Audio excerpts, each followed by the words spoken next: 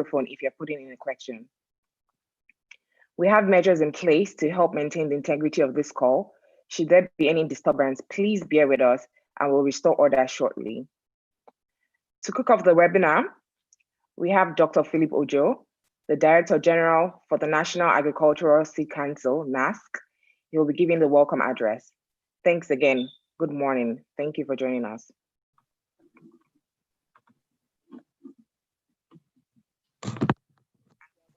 YouTube.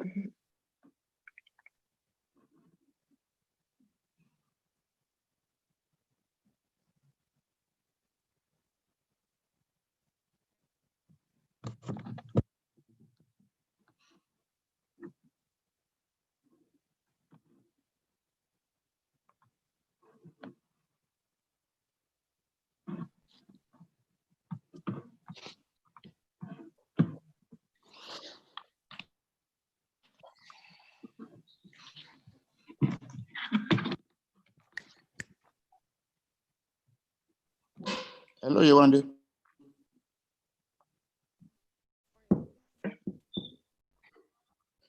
Hello, Yewande.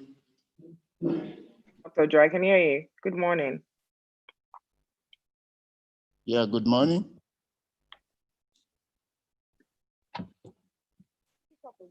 We have Dr. Philip Ojo, the Director General, National Agricultural Seed Council, NASC.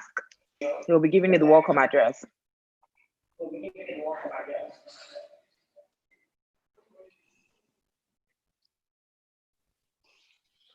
Yeah, Yewande, am I on? Yes, you're on, sir. Yeah, thank you very much.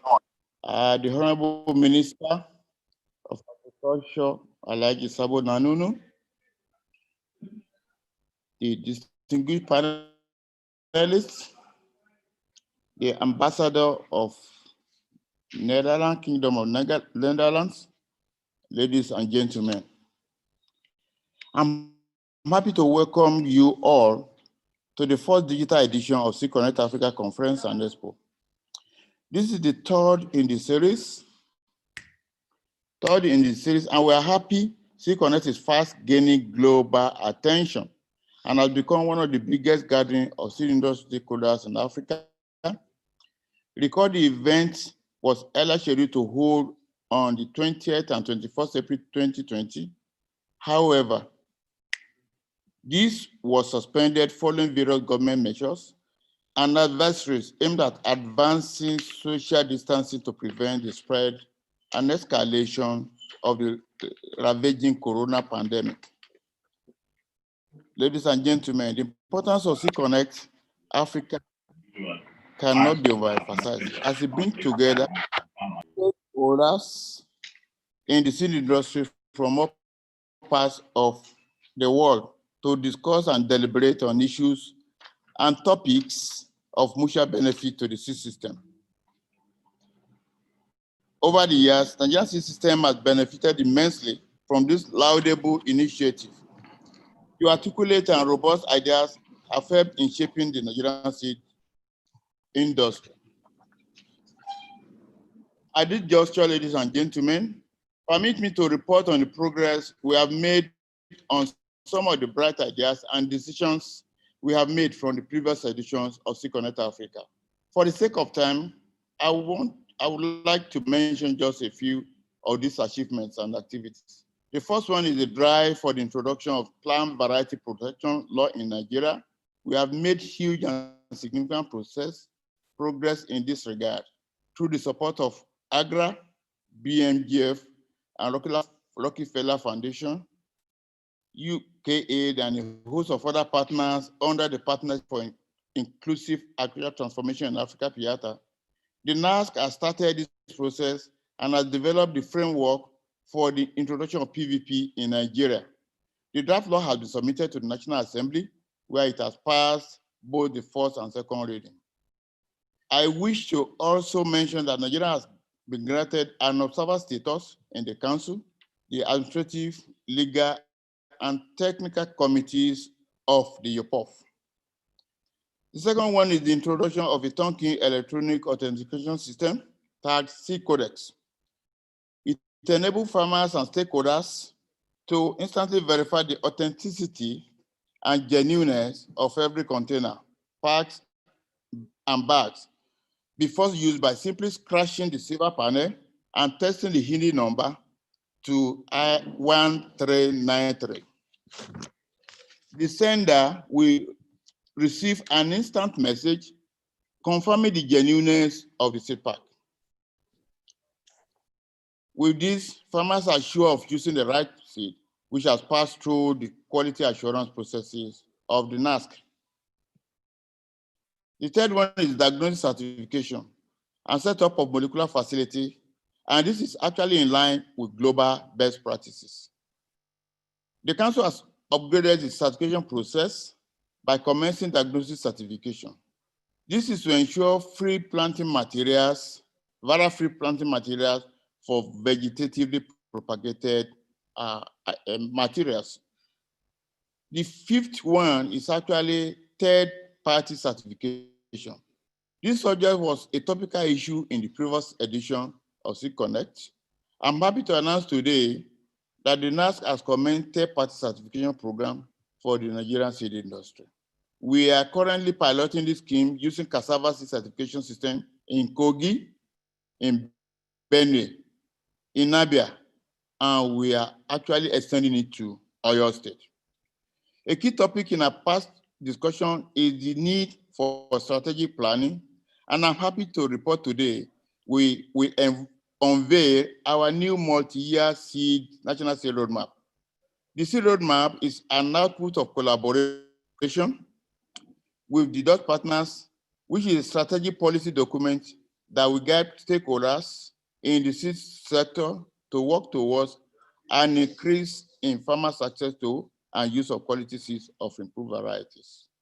We thank you all for your continued support in sustaining the Seed Codex as a forum that gives birth to very bright ideas,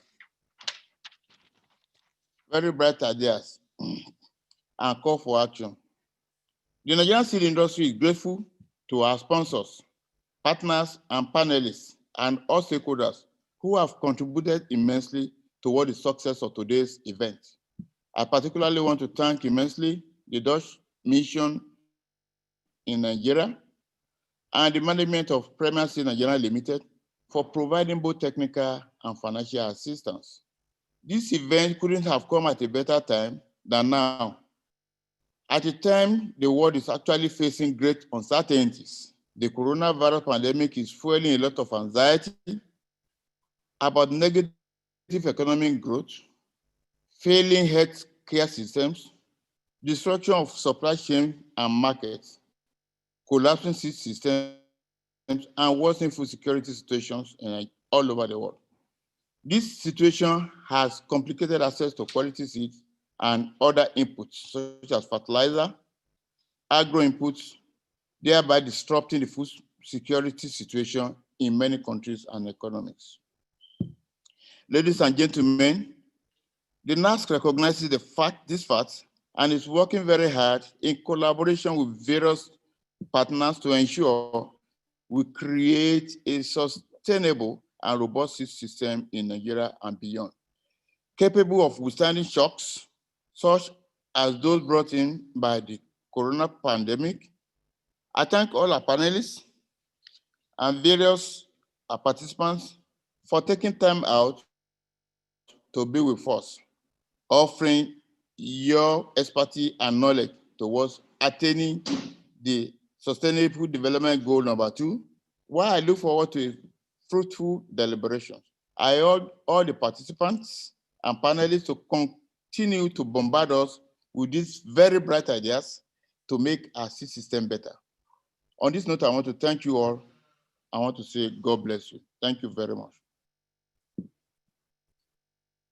you very much, Dr. Ojo. Over to you. Thank you for that remarkable welcome. Thank you very much.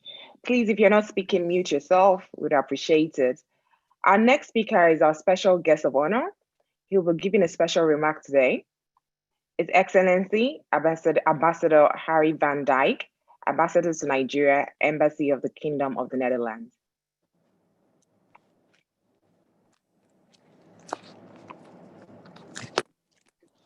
Day. Thank you very much. Honorable Minister of Agriculture and Rural Development, Seed Entrepreneur Association of Nigeria and Seed Companies, Farmers Association of Nigeria, researchers and members of the Agricultural Research Council, ladies and gentlemen. I would like to start with a big thank you to the National Agricultural Seed Council for organizing this annual event and this opportunity to address the Seedconnect virtual conference. During the visit of the Dutch Prime Minister, Mark Rutte, now almost a year ago, the Netherlands and Nigeria reiterated their wish to intensify cooperation in the realm of food and agriculture. The agricultural sector offers many opportunities for Nigerian policy objectives such as domestic food production, diversification of the economy, and youth employment. The Netherlands is a major exporter of agricultural produce, and more specifically in this case, the Netherlands is a major exporter of horticulture seed. Just to give you an idea, 40% of global horticulture seed trade originates from the Netherlands. And the Netherlands is home to over 300 specialized companies working in over 100 countries worldwide. 60% of EU applications for innovation and applications for plant breeders' rights originate from the Netherlands. So there's a vast wealth of experience in the Netherlands in the realm of seed production. The Netherlands has reached that level of excellence due to cooperation between the private sector, academic institutions, and the government. This is the main ingredient for the Dutch success story in seed, in food, and in agriculture. And the bilateral Nigerian-Dutch cooperation can largely benefit from this development and from the knowledge the seed sector in the Netherlands has developed in this realm. These models can be applied also here for Nigeria's policy objectives. And in this framework, the bilateral cooperation between the Netherlands and Nigeria funds a collaborative seed development program under the Nigerian-Netherlands Seed Partnership. This program is implemented by a consortium led by Wageningen University. I already saw a few of the participants from Wageningen University in this panel. And this program will run for the next 4 years. Other programs in the realm of horticulture and seed are in preparation. But this bilateral cooperation can only be useful and effective if it is embedded in a strong local network.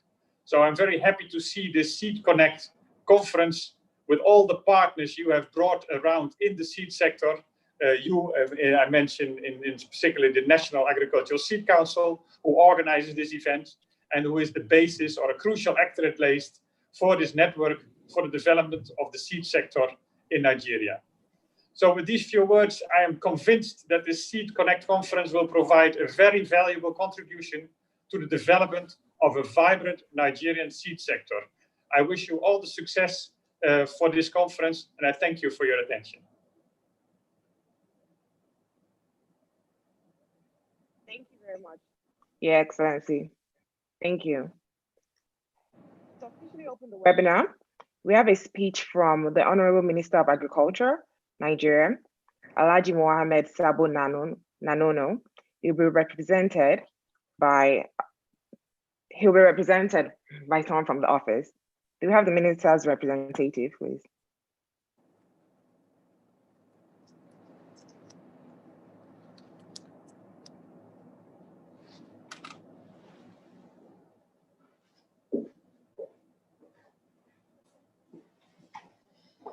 Okay, so we're just going to go ahead and go into our first session today. Our first session will be a presentation on the unveiling Nigeria's new multi-year seed roadmap and the way forward.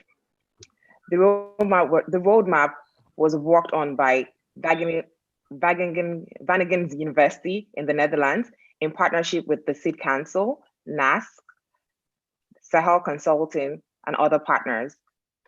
Today, we have 3 experts from these parties to discuss this roadmap. Our first speaker will be a presentation by Dr. Maya Tyson.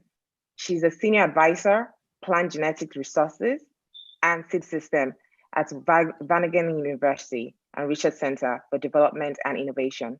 She has over 20 years experience working in the seed sector. She manages a portfolio of multi-annual national seed projects in Africa and Asia, as well as Africa-wide community of practice on seed sector development. Dr. Tyson, are you with us this morning?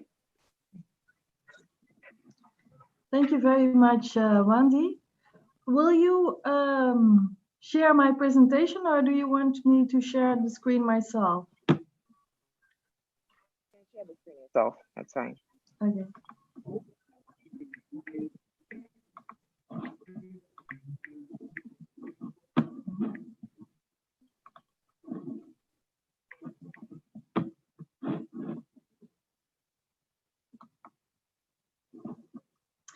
Well, thank you very much for giving me the floor. I'm really honored that I will be given the opportunity to present the new multi-annual seed roadmap for Nigeria and discuss the way forward in this panel. As His Excellency, Mr. Harry van Dijk already mentioned, the governments of Nigeria and the Netherlands have agreed to collaborate in the field of food and agriculture. And in March 2019, a group of Dutch representatives of the government, the seed industry, but also NGOs and knowledge institutes visited Nigeria to explore how potential collaboration in the seed sector may look like. At the end of the visit, it was agreed that one of the first steps in the collaboration would be a seed sector assessment. And based on this assessment, the development of a national seed roadmap for Nigeria. This to provide guidance on areas for collaboration in seed sector development. The assignment was a collaboration between Nigerian and Dutch stakeholders, including the National Agricultural Seed Council, SEDAN, Sahel Consulting, East-West Seeds, and Wageningen University and Research. But in the end, more than 50 organizations and more than 120 Nigerian and international experts have been involved in the seed sector review and the development of the seed roadmap. The purpose of the National Seed Roadmap was not only to guide Dutch stakeholders in their collaboration with their Nigerian counterparts, but really to provide strategic direction to all stakeholders engaged in the development of the Nigerian seed sector. The document is shaped around 3 questions. And the first one is, where are we now? What is the current status of the sector? The second one is, where do we want to go? What are our ambitions for the seed sector? And the third one, how will we get there? What do we need to do to achieve our ambitions? In relation to where are we now, one of the key challenges in agriculture in Nigeria is the challenge of low crop productivity. And for a big part, this is due to the limited use of quality seed of new and improved varieties. For most crops, the sector can only provide 5 to 10% of the need of quality seed, except for OPV maize, for which the market seems to be quite saturated. But increasing the availability and farmers' access and use of quality seed is really complex. Seeds need to be available at the right time, at the right place, in the right quantity, of the right quality, at an affordable price, and of the appropriate variety. And all these things need to be right at the same time. The sector faces many challenges in achieving this, since we talk about multiple crops, about multiple seed systems, and about multiple sector functions. In the review, through focus group discussions, expert interviews, and desk study, we identified many general and crop-specific challenges. Looking at, so where do we want to go? If we look at the vision for the seed sector, we agreed with seed sector stakeholders that they would like to see a Nigerian seed sector that is more competitive, is resilient, profitable, innovative and adaptive, sustainable, inclusive, resistant, and transparent. So this was agreed upon with Nigerian stakeholders. And this was to be achieved to increase performance in 6 sector functions. The first one is the first block is service provision, services to seed producers and seed value chain actors. The second one is seed production systems, sustainably producing seed for all crops. The third one is market development as a pulling factor for quality seeds. Then we have revenue generation and reinvestment, with the sector having the ability to generate resources. Coordination and governance, resulting in alignment and accountability of stakeholders. And regulation and management, with an appropriate seed regulatory framework in place. So we identified challenges in all these seed sector functions. These challenges were transformed into ambitions.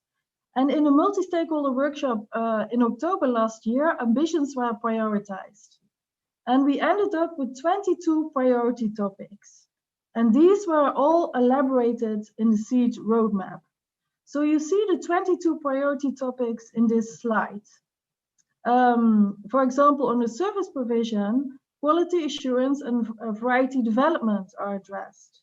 On the production systems, early generation seed supply, but also infrastructural capacity for seed production were prioritized. And market development included tackling of counterfeit seed, for example. For revenue generation and reinvestment, also financial services and products are addressed. Whereas for coordination and government, the topic of a strong seed association was included. Regulation and management included a well-functioning PVP system that was mentioned by Dr. Arjo already this morning. All these 22 topics are elaborated in the seed roadmap through strategic innovation pathways. And for each topic, the seed roadmap provides the ambition, what do we want to achieve, what is the ideal status, a description of the challenge, the steps towards achieving the ambition, the stakeholders that need to be involved working on this topic, a catalyst organization that may be able to pull the change process, policy references, agricultural policies, seed-related policies that we need to take into consideration, a horizon for either 2 or 5 or 5 or 10 years, depending on the topic, as well as illustrative examples of successful strategies that are applied already in Nigeria or from other countries. So in the end, we would like the seed roadmap not only to support the government in design of agricultural policies, but actually guide all stakeholders in the efforts to strengthen the performance of the seed sector of Nigeria. And we hope it may be used to promote collaboration between stakeholders and support the development of a sector in a coordinated, aligned, and structured fashion. The Nigeria Seed Roadmap has supported the Dutch stakeholders and Nigerian partners to develop the collaborative seed projects. In this project, we will work on 8 topics of the National Seed Roadmap, and we will use the strategic innovation pathways of the Seed Roadmap to guide us on what to do and with whom to work. The project has just been approved by the Dutch government, and we are grateful for that. And I'm looking forward to engage with all of you through the Nigeria-Netherlands Seed Partnership in the coming years. Thank you.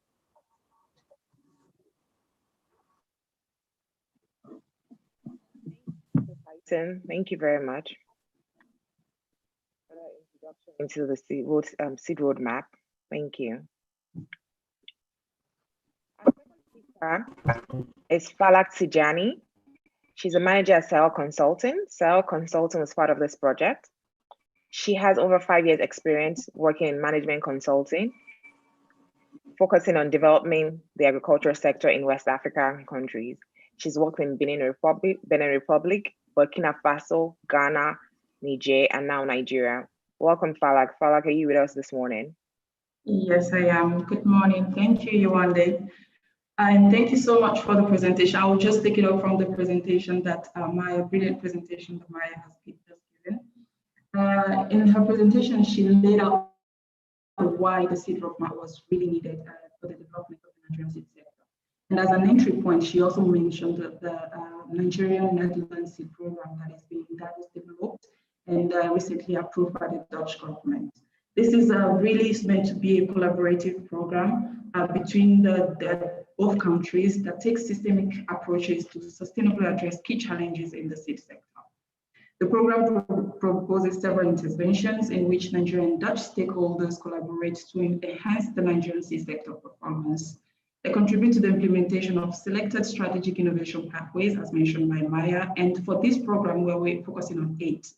Just to mention some of the 8 programs that we are focusing on, we'll look at the seed sector governance and coordination, donor alignment, institutional markets, decentralized quality assurance, extension and seed cultivation practices, seed marketing and promotion, variety protection, and variety releases. It shows that we are really looking at a broad spectrum of the seed sector, capitalizing the work that is currently being done. This is a collaborative effort between the government, industries, knowledge, regulatory, and civil society farm organization within Nigeria and the Netherlands. We're really going over the next, if this is going to be a sustainable project that is going to look at finding solutions to address the bottlenecks in the seed sector. So this project is going to be implemented by several partners, naturally led by the Seed Council, the SEEDAN, Seed Entrepreneurs Association of Nigeria. We have the Research Institute, and we have also the Dutch partners. Some of them are the Wageningen University of Research, through the Wageningen Center for Development Innovation. We have the Wageningen Plant Research, London, Nachtenbau, and Oxfam, and in partnership with Sahel in Nigeria as well. The program really other stakeholders, activities, sectors, CSOs, development organizations, government, and formal other associations that are already really doing great work in pushing forth the Nigerian seed sector and improving output for the farmers. Thank you.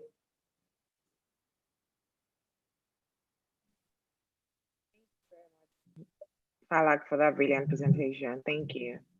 Our third speaker to wrap up this session is Mr. Folarin Okelola. He's a technical advisor to the Director General at the National Agricultural Seed Council, NASC. He has an agricultural seed science and development expert he's an agricultural seed science and development expert with over 16 years experience in the seed industry, coordination and management experience across several countries. His focus has been on improving crop productivity through seed technologies, seed industry development, private sector engagement in seed business, and promotion of the introduction of the plant variety protection, PVP, in the country. Mr. Okelola, are you with us this morning? Yeah, good morning, everyone, and good morning to His Excellency, the Embassy of the Kingdom of Netherlands, and all other participants and panelists. From the Seed Council end, Maya has spoken, Falak has spoken, and we can see that for us today is a very happy day because we are unveiling a strategic policy document that will impact very, very significantly on the seed system in Nigeria to the entire seed industry. A lot has been said already, how we came by this document, where the seed industry is. I don't need to bore this too much. Most importantly, that what is of interest to us is where we want to go. And one of the ways of getting to where we want to go is implementing the National Seed Roadmap. And that is what we'll be doing with the collaborative seed projects that Maya has spoken about. The beautiful thing about the strategic document is it's a planning tool for us. There's that saying that if you don't plan, you are planning to fail. And we are happy in the seed industry that now we have a document that can guide investors into, coordinatedly approaching, challenges of the industry. A lot of resources have gone into the seed industry over the years, and we could not track and trace the impact of all these, interventions. But with this document, it will serve as a guide for a host of actors, donor, interest bodies, stakeholders, private sector, to key into, the identified challenges, 22 that have been, clearly documented in this strategic document, and, pick point of entrance of intervention into the seed industry. So this is a very, very valuable one for us. And in the council, under the leadership of the Director General, we are proud to be associated with this document, and we are going to run with it, and we ensure that in the next few years, we can begin to trace successes, evaluate what we have done and what we have not done well, and be able to, move the seed industry forward. You agree with me that we need to eliminate hunger, and if we eliminate hunger, we must eliminate it in a very, very pragmatic way, and that is what we are going to do, using the strategic document. So for us from the council, I think I will just compliment what all the speakers have said, and call on other well-meaning, interesting interest in the industry to peruse the strategic document, look through it and see where you can come on board to assist us, get these ambitions to become a reality. We have the pathway drawn clearly from where we are today. We have documented the challenges, and we have also presented where we want to go. We will encourage everybody to read through this document. Almost everybody on this webinar today is a key stakeholder, and you would see yourself somewhere where you fit in the implementation of the strategic document. So look through it and join us, like the DG said, to drive this implementation and deliver a seed industry for Nigeria that is, able to generate foreign exchange, that is, able to make access to good quality seeds at the right time, at affordable prices, get to our farmers, that is able to change the dynamics, the story in the seed industry, increasing our yield tremendously from what we currently have to what we ought to be. And with this, will be a major player in the seed space, in the global seed industry. So this is just what I want to add. I would close by saying thank you to the Dutch partners, particularly the team from Wageningen University, Sahel in Nigeria, the Sudan, everybody that have played one role in, getting to the development of the strategic plan. And for me, it's a most happy day that we have unveiled the plan, and don't let it end there. Please let everybody own it. And for us in the council, challenge us at all times to come back to ensure that we implement the document in the right way. Thank you. Mr. Okolola, thank you for that speech, and thanks for presenting. I would like to say thank you to Dr. Tyson, Ms. Falak Tijani, and Mr. Okolola for presenting this roadmap. To go ahead, we have the Permanent Secretary from the Ministry of Agriculture representing the Minister. Are you with me this morning?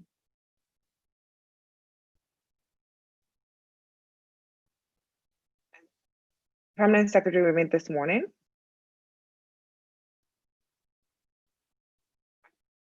Go ahead. I'll go ahead.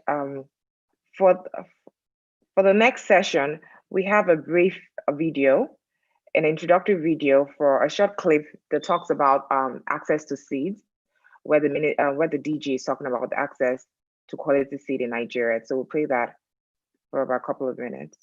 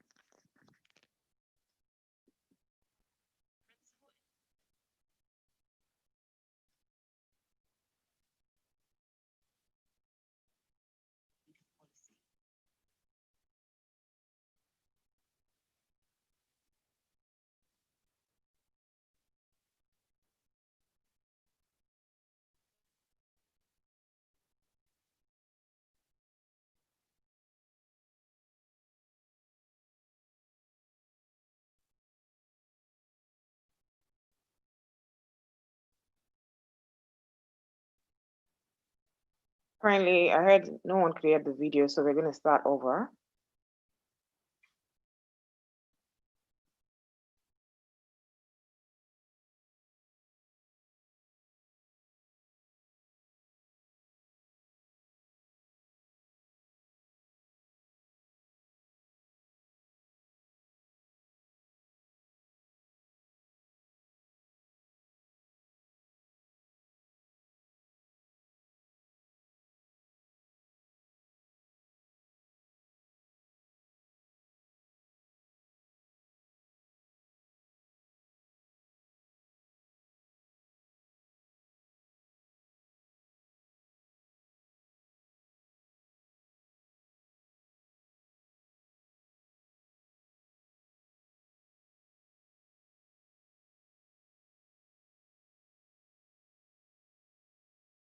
Institution for the coordination and implementation of the national seed policy. As a sister scientist and an expert in quality control, my experience this year.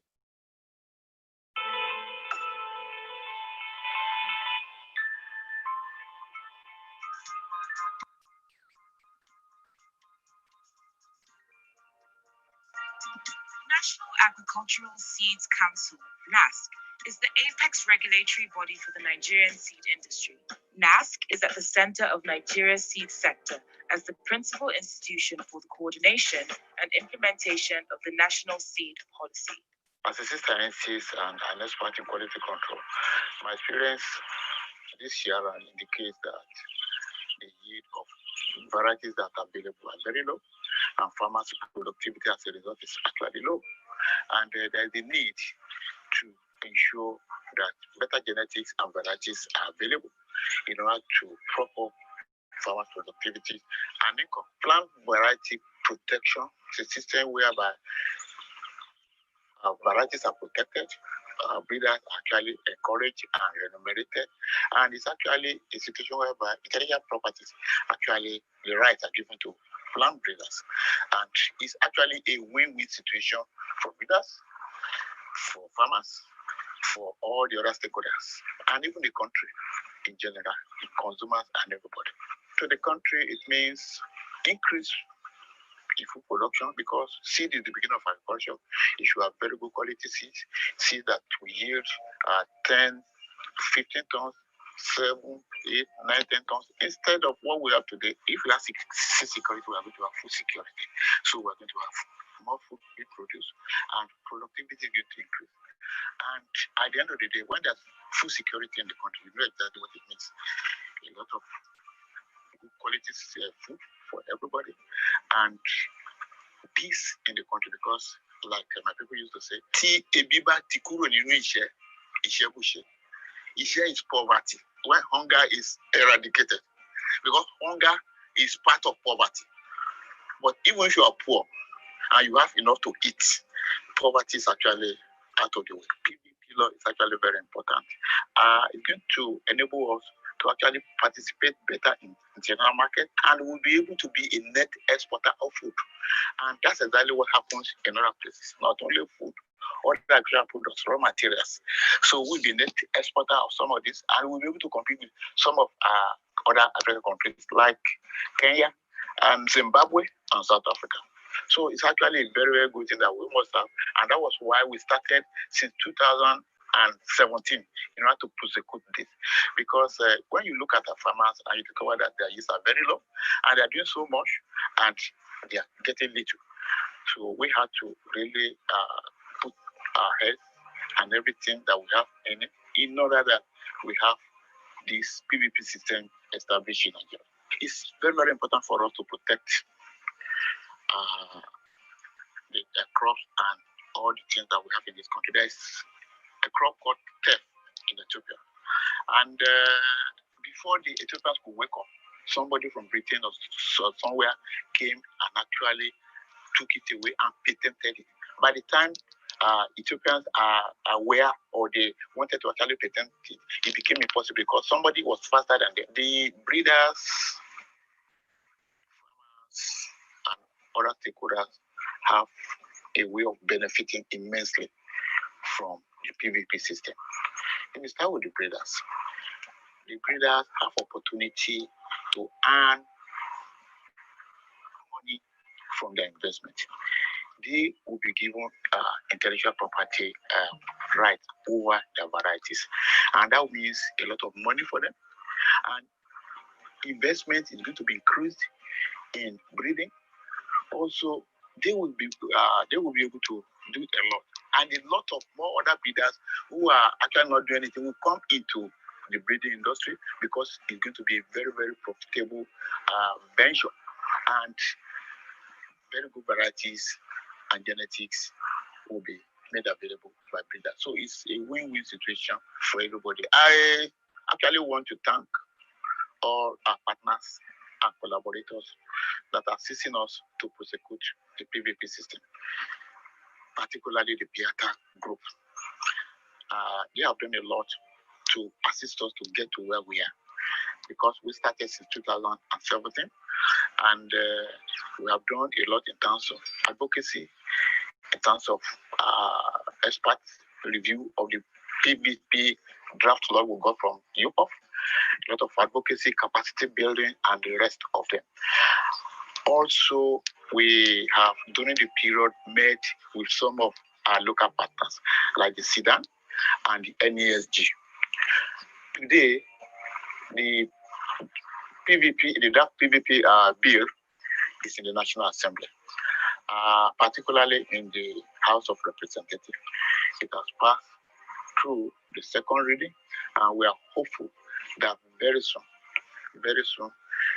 everything will be done, will be over, and the final thing is going to be the assent to the law by Mr. President. The National Agricultural Council will need a lot of support from government, from interested stakeholders, farmers organizations, the SIDAN, and all the stakeholders in the seed industry to assist us to prosecute this law, because the council alone cannot do it. And because we can't do it alone, a lot is actually needed for advocacy, for sensitization, and for so many things to ensure that the PVP law passes all the necessary hurdles in the National Assembly. I want to thank all the partners who have accompanied us in this journey so far, but the journey is still long. I want to most importantly thank the Honorable Minister that has supported us, and he continues to support us. We want to thank government and all the other stakeholders who have assisted us. But like I mentioned, the journey is very long. So we are calling on all agencies, development partners, government, the Ministry of Agriculture, even the Seed Association of Nigeria, the NASD, and all other stakeholders, because this is not about the Seed Council. It is about the future of Nigeria. It's about the future of even the next generation.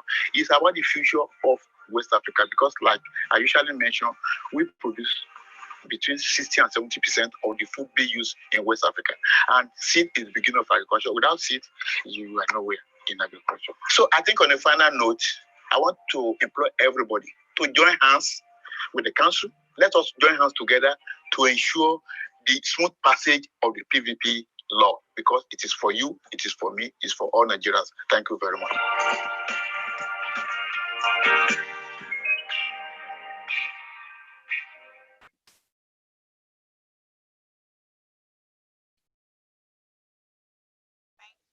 Hope everyone enjoyed that short clip. Hello everyone. Welcome to the MPAC's 1 Million Trees webinar. Happy Deepavali to everyone here today. Sorry, can you please mute yourself? Today's session will be all about seeds and saplings and how we are nurturing the next 1 million trees.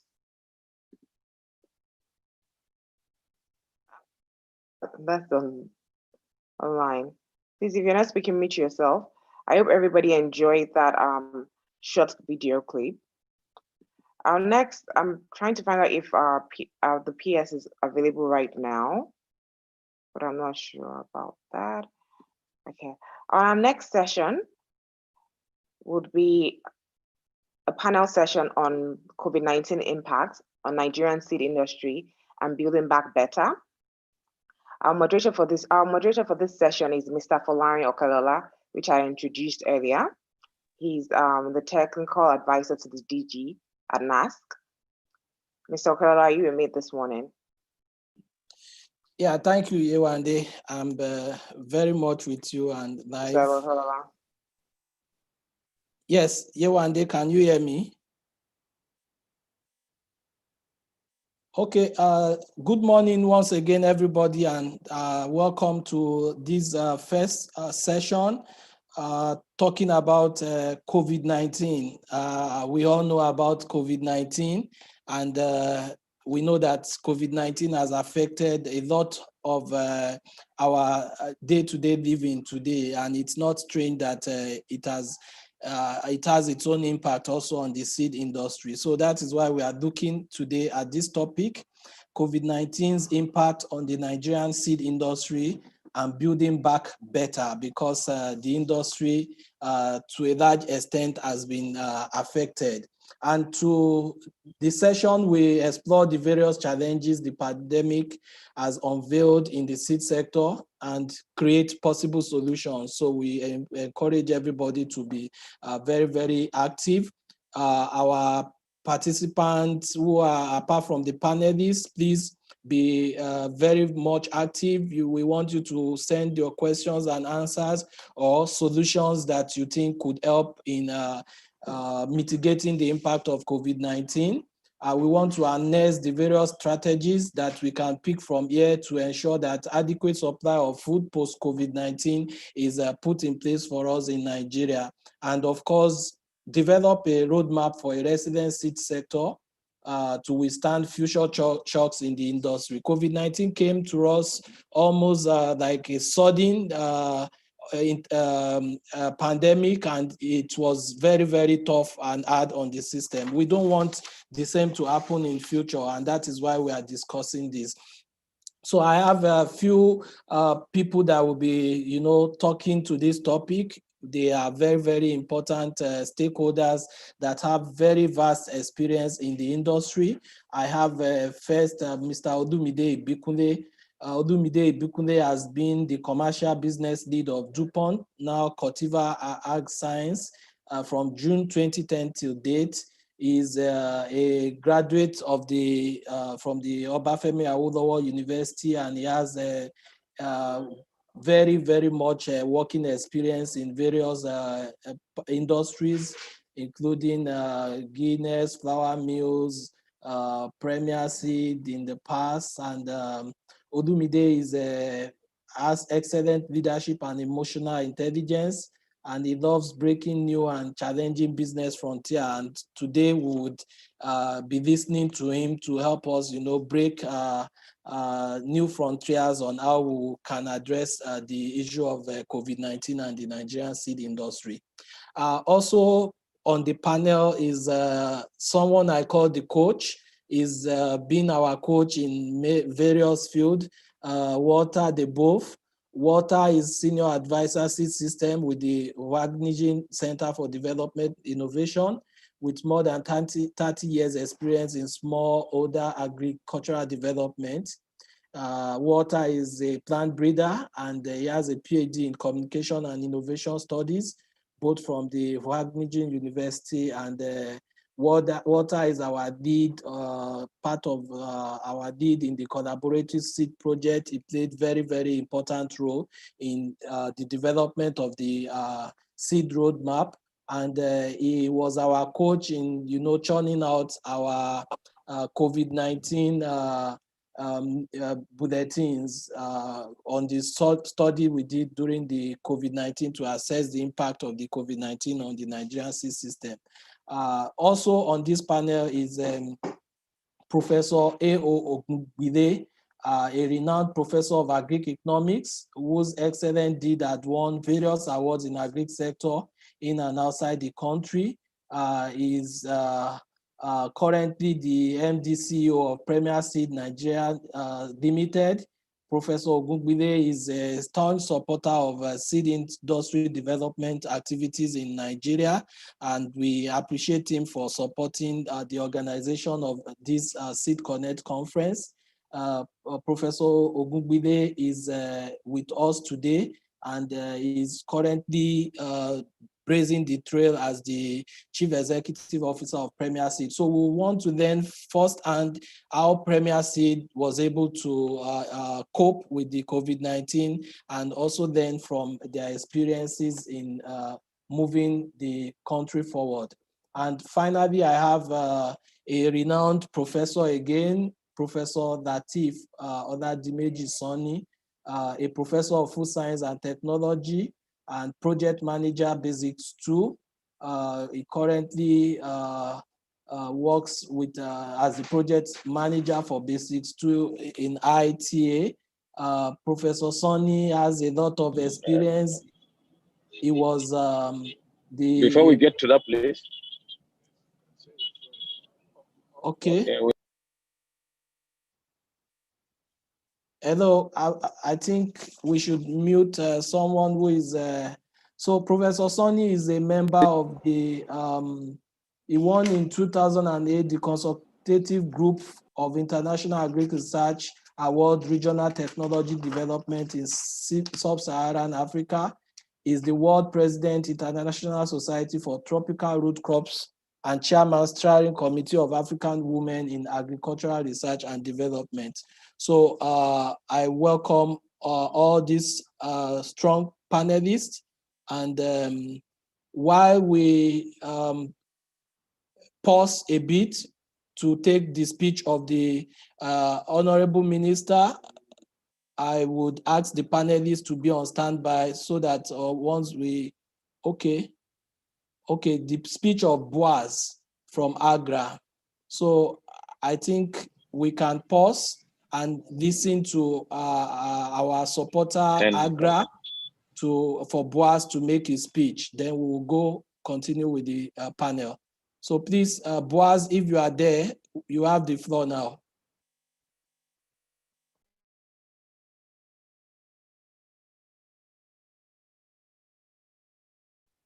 Yewande, is Boaz ready now?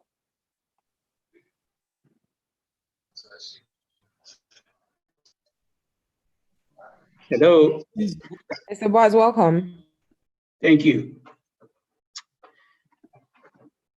I hope you can hear me now. My name is Boaz. I work with AGRA as the head of policy and advocacy. We support a number of countries on the continent to put in place the right systems, but also making sure that the policy and regulatory environment is strong enough to be able to drive the seed sector. My few comments and introduction basically is, as an organization, AGRA, maybe let me just start by highlighting the importance of seed, just to join myself with those who have been talking about the seed sector.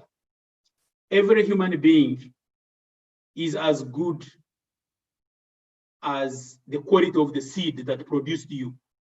It's not even talking about seed of plants, or not talking about seed of any genetic material, but even as human beings, you are as good as the seed that produced you. So paying more attention to the quality of seed is extremely very important, not only for human beings, but also for the seeds and inputs that we deal with. So I really want to say thank you for inviting AGRA to be part of this. And more importantly, just to highlight what has been the more preoccupation. We, as AGRA, supported Nigeria, and we've been working with both the government of Nigeria, especially the Ministry of Agriculture and Rural Development, as well as the private sector, to make sure that there is a stronger seed system in the country. And I'm really happy to hear that the roadmap has been approved and launched, and we're already beginning to see new actors in the implementation of the roadmap. And thanks to the government of Netherlands and others that are putting resources for the effective implementation of this particular work. Just to add, and making sure that we demonstrate the value add that we do, is that as AGRA, we try to look at the entire seed system. And I know a lot of people have talked about the seed system functioning, from breeding and variety release to early generation seed production, certified seed production, creating the right awareness, marketing and distribution, as well as policy environment. So unless you look at the entire wholesomeness of the seed system, the likelihood of focusing on one element of the system and forgetting the other, it can be high. You can actually do a very good, strong breeding program in Nigeria. You can even have a very strong early generation seed program in Nigeria. But the moment some of the areas, like, for example, certified seed production by the private sector is not working, or creating the right awareness by farmers, the adoption of seeds will not be efficient. So the intention is to make sure that we have worked on the entire seed system. And most of you within the Nigeria Seed Council, as well as the Ministry of Agriculture, will know that we worked with TASAI to make sure that we map the entire seed system in Nigeria, and we've been doing it on the rest of the continent. And we use that to make sure that we guide the government to take leadership and ownership in showing everybody where the investments need to be and where they should be focused. So we're really glad that as part of our support, we are seeing a stronger body of stakeholders in Nigeria talking about seed, and we really appreciate how this has been emerging. As most of you will know, that we work with the ministry and other stakeholders to support the design and putting in place the Nigeria Agricultural Seed Council law, the one that really gave impetus to the Nigeria Seed Council as an institutional body, which is now well embedded within the legal framework. So part of our work is not only to support the governments, but ensuring that there is a strong legal and regulatory foundation for systems to function.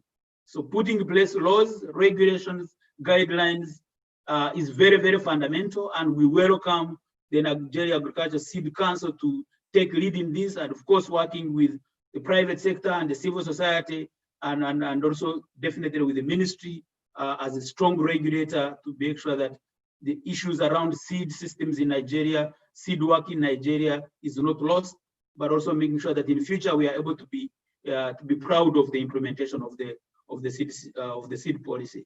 Lastly, I want to congratulate the development partners that have been putting their resources, but also their technical capability to make sure that the seed system in Nigeria works, and especially those who are also behind this convening to ensure that we are not lost, but making sure that we keep really working on this. Lastly, as AGRA, we continue to support to Nigeria. We commit to continue to support the seed work in Nigeria, and please count on us when designing and support and developing different programs for the country.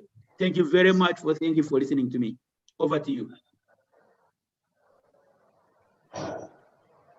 Thank you very much, Mr. Boyce. Thank you for that address. Thank you. I appreciate it. Please, I want to say, if you have any questions, please put it in the Q&A function, not the chat box. Put it in the Q&A function. I'll pass it back to the panel session with Mr. Folarin. Mr. Folarin, you can go ahead. And you can also start off by taking some of the Q&A questions. Yeah, Yewande, I am looking at the question and answers, and we would want to take our time. Let's listen first to Mr. Odumide Ibikunle to build the trail and start with his own few comments. Then we can check the questions and answers. So, Mr. Ibikunle, I hope you are here. Before I continue, can you just say hello to the audience? Good day, everyone. I'm here and I can hear you very well, Folarin. Okay, thank you very much. Professor Ogungbide, if you are also live with us, can you please just say hello to seed industry stakeholders that are listening to us today? I'm very glad to be here and having a good time. Thank you very much, Prof. My able Prof, Professor Lateef Sonny, please say hello to everyone, sir. I want to say hello to everyone. Good morning. Thank you. Thank you very much, sir. It's good to see you. Water, is water with us? If water is not yet with us, I will ask Maya to please help connect water so that I can join us. It's very important on this panel. Is water with us? Okay, let's continue. Mr. Ibikunle, Once again, good morning. We have seen with the impact of COVID-19 that a lot of gaps in the Nigerian seed sector has been exposed. What are these various gaps, and how can we leverage on innovation to achieve a more sustainable and resilient seed system, not only in Nigeria, but in the whole of the sub-region, since you are the lead for Corteva in West Africa? So can you please speak to this, and then I go to one of the next participants. Thank you. Thank you very much, Folani, and thanks to everyone on this webinar. And I want to say congratulations again to the National Agricultural Council on this first virtual Seedconnect episode. First of all, let me just quickly spend some few seconds on Corteva Agri-Science, and I will go into your question. Corteva Agri-Science is coming out from a merger of DuPont and Dow, and it's made up of what you used to know as DuPont Pioneer, Partner Seeds, DuPont Crop Protection, Dow AgroSciences, and then our digital systems. So that is what you'll find now under Corteva Agri-Science. And actually, our vision and mission statement really agrees with the theme of this edition of the Seedconnect, which is, our belief is to enrich the lives of those who produce and those who consume, ensuring that progress for generations to come. This is all about what we're looking at on this program, to ensure that we don't have issues or we know how to mitigate issues that come from COVID-19 or any other pandemic in the future. Just to go straight to your question, it is COVID-19 we are talking about today, but I think we should look at it in a very holistic manner, in such a way that anything that impacts health, that impacts food security, that impacts movement, that impacts security, any natural disaster is coming. COVID-19 is what we see now, but I think we should look at it that way. And I think there are lots of gaps that happened. The first of all is even looking at it from the regulatory part. When COVID-19 came, I'm sure Seed Council will agree with me that there were problems of field certification, there were problems of certification of seeds that were produced, there are problems that came with even yield estimation, and also supply and demand forecasting. These were some of the gaps that came from the regulatory side. People could not move to go to the fields to do all those kind of things. Also, in terms of seed production, training could not be passed on to the farmers who are producing the seeds. We could not get the right area to plant because people could not go to their farms. Even in terms of seed collection into the factories, these were also gaps that affect the seed production itself. And in terms of market and market information, even after farmers have bought the seeds, people could not go into the farms to do after-sales service to a lot of these farmers. So trading could not happen.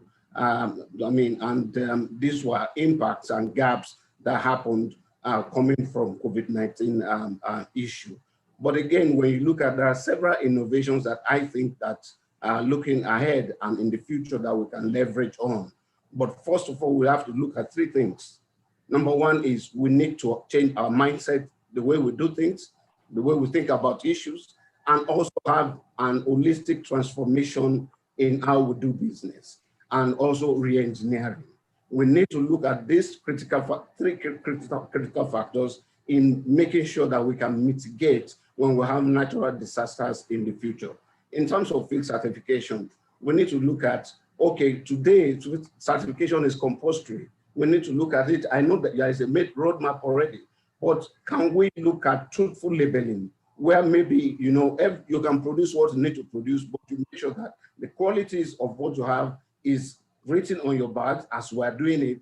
And, if there is even impact on movement, but whatever you have produced can be on the bag, and then it can be it can be checked. And if it's not the way you have written it, you can be penalized in whatsoever way. The other thing also in terms of innovation and technology is, if you have coordinates of those farms, then you could do photo imagery, whereby even sitting in your office as Seed Council officials with the coordinates supplied by the companies, you could even do a kind of certification of those farms. This is a technology that you need to look at so that even if there's an impact on movement, you can still certify those fields that are being planted by the seed companies.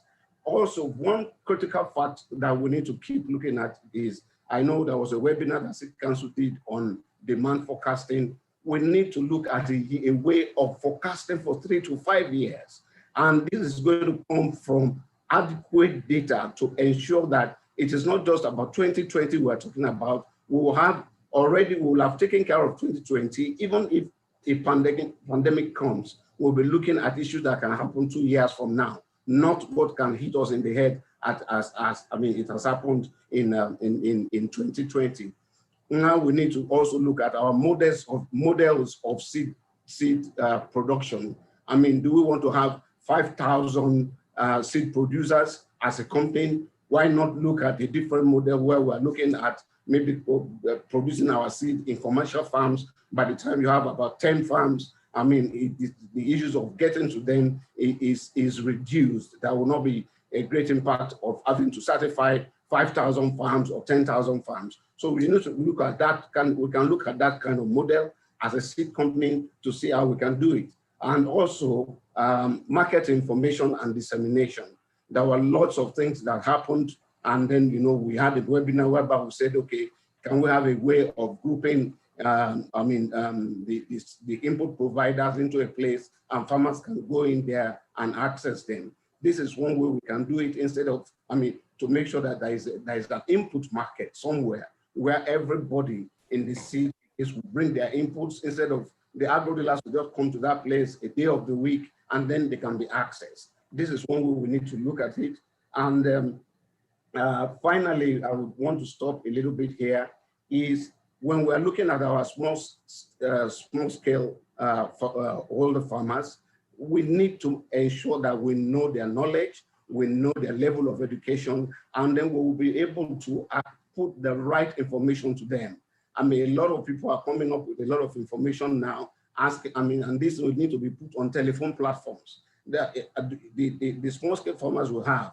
Do they all have those kind of telephones that can use or that can, where we can put those platforms in? So we need to, once we have the information, some of them we can only access them through radio. Some of them we can access them with radio and television. Some of them we can access them through, those kind of platforms. So we need to have good demographics of our small-scale farmers. So these are some of the innovations that we need to put in place. But like I said, 3 key things is we need to have change, we need to have transformation, and we need to have a strong re-engineering of the whole process. I will pause a little bit here to allow my other discussants to talk. Thank you. Thank you very much, Mr. Odumide Bikunde. That is very, very great. Apart from the 3 things you have you mentioned, I've also had some technology and innovative solutions you are bringing up, photo imagery, forecasting for long period, changing model for seed production, cluster farm versus scattered farms, market information and dissemination, and of course, knowledge of the farmers that we are dealing with. These are very, very important things that we would be looking at. Before I go to the next speaker, let me introduce again Dr. Walter DeBoeuf, Senior Advisor, Seed Systems with Wageningen Center for Development Innovation. Walter, I can say, is a team leader, a coach in the seed industry across Africa and the world, and he plays in very, very diverse fields also, apart from the seed sector. So Dr. Walter, you are welcome, and it's glad to see you. Can you say hello to everybody before I come to you very soon? Okay, good morning, everybody. I'm very happy to be here. Thank you, Mr. Following. Okay, thank you. So before I give the floor to Walter, Tata Wiba Usmaila is telling everyone that yes, he has a contribution to make and we appreciate that contribution, and is bringing out the fact that we need to worry about the future. And that is why we are discussing today. We understand your concern and we are also worried about the future. And Tata is saying beyond COVID-19, what about issues of deforestation, increase in human exposure to viruses and bacteria, and the fact that a lot of countries ran out of food stuff when the pandemic hit. And if the lockdown and border closures had continued unabated, a lot of things would happen. And that is also what someone else is saying, that we need to produce food all year round. And people are asking, can we get cultivars of seeds that grow all year round? So I want our panelists to look at providing answers to some of these questions. It would be nice if we can plant seed of maize and other crop all year round. So let's look at this as part of what we may be providing answers to. I will come to us in due course. So Dr. Walter, you have led a lot of effort across the globe on impact of COVID-19 on the seed sector and many other fields. What few lessons do you think Nigeria should take serious to transform the seed sector into a better and stronger one? Doc. Okay, thank you, Mr. Vollering. I work with the Wageningen Center for Development Innovation in the Netherlands, and we have partnerships with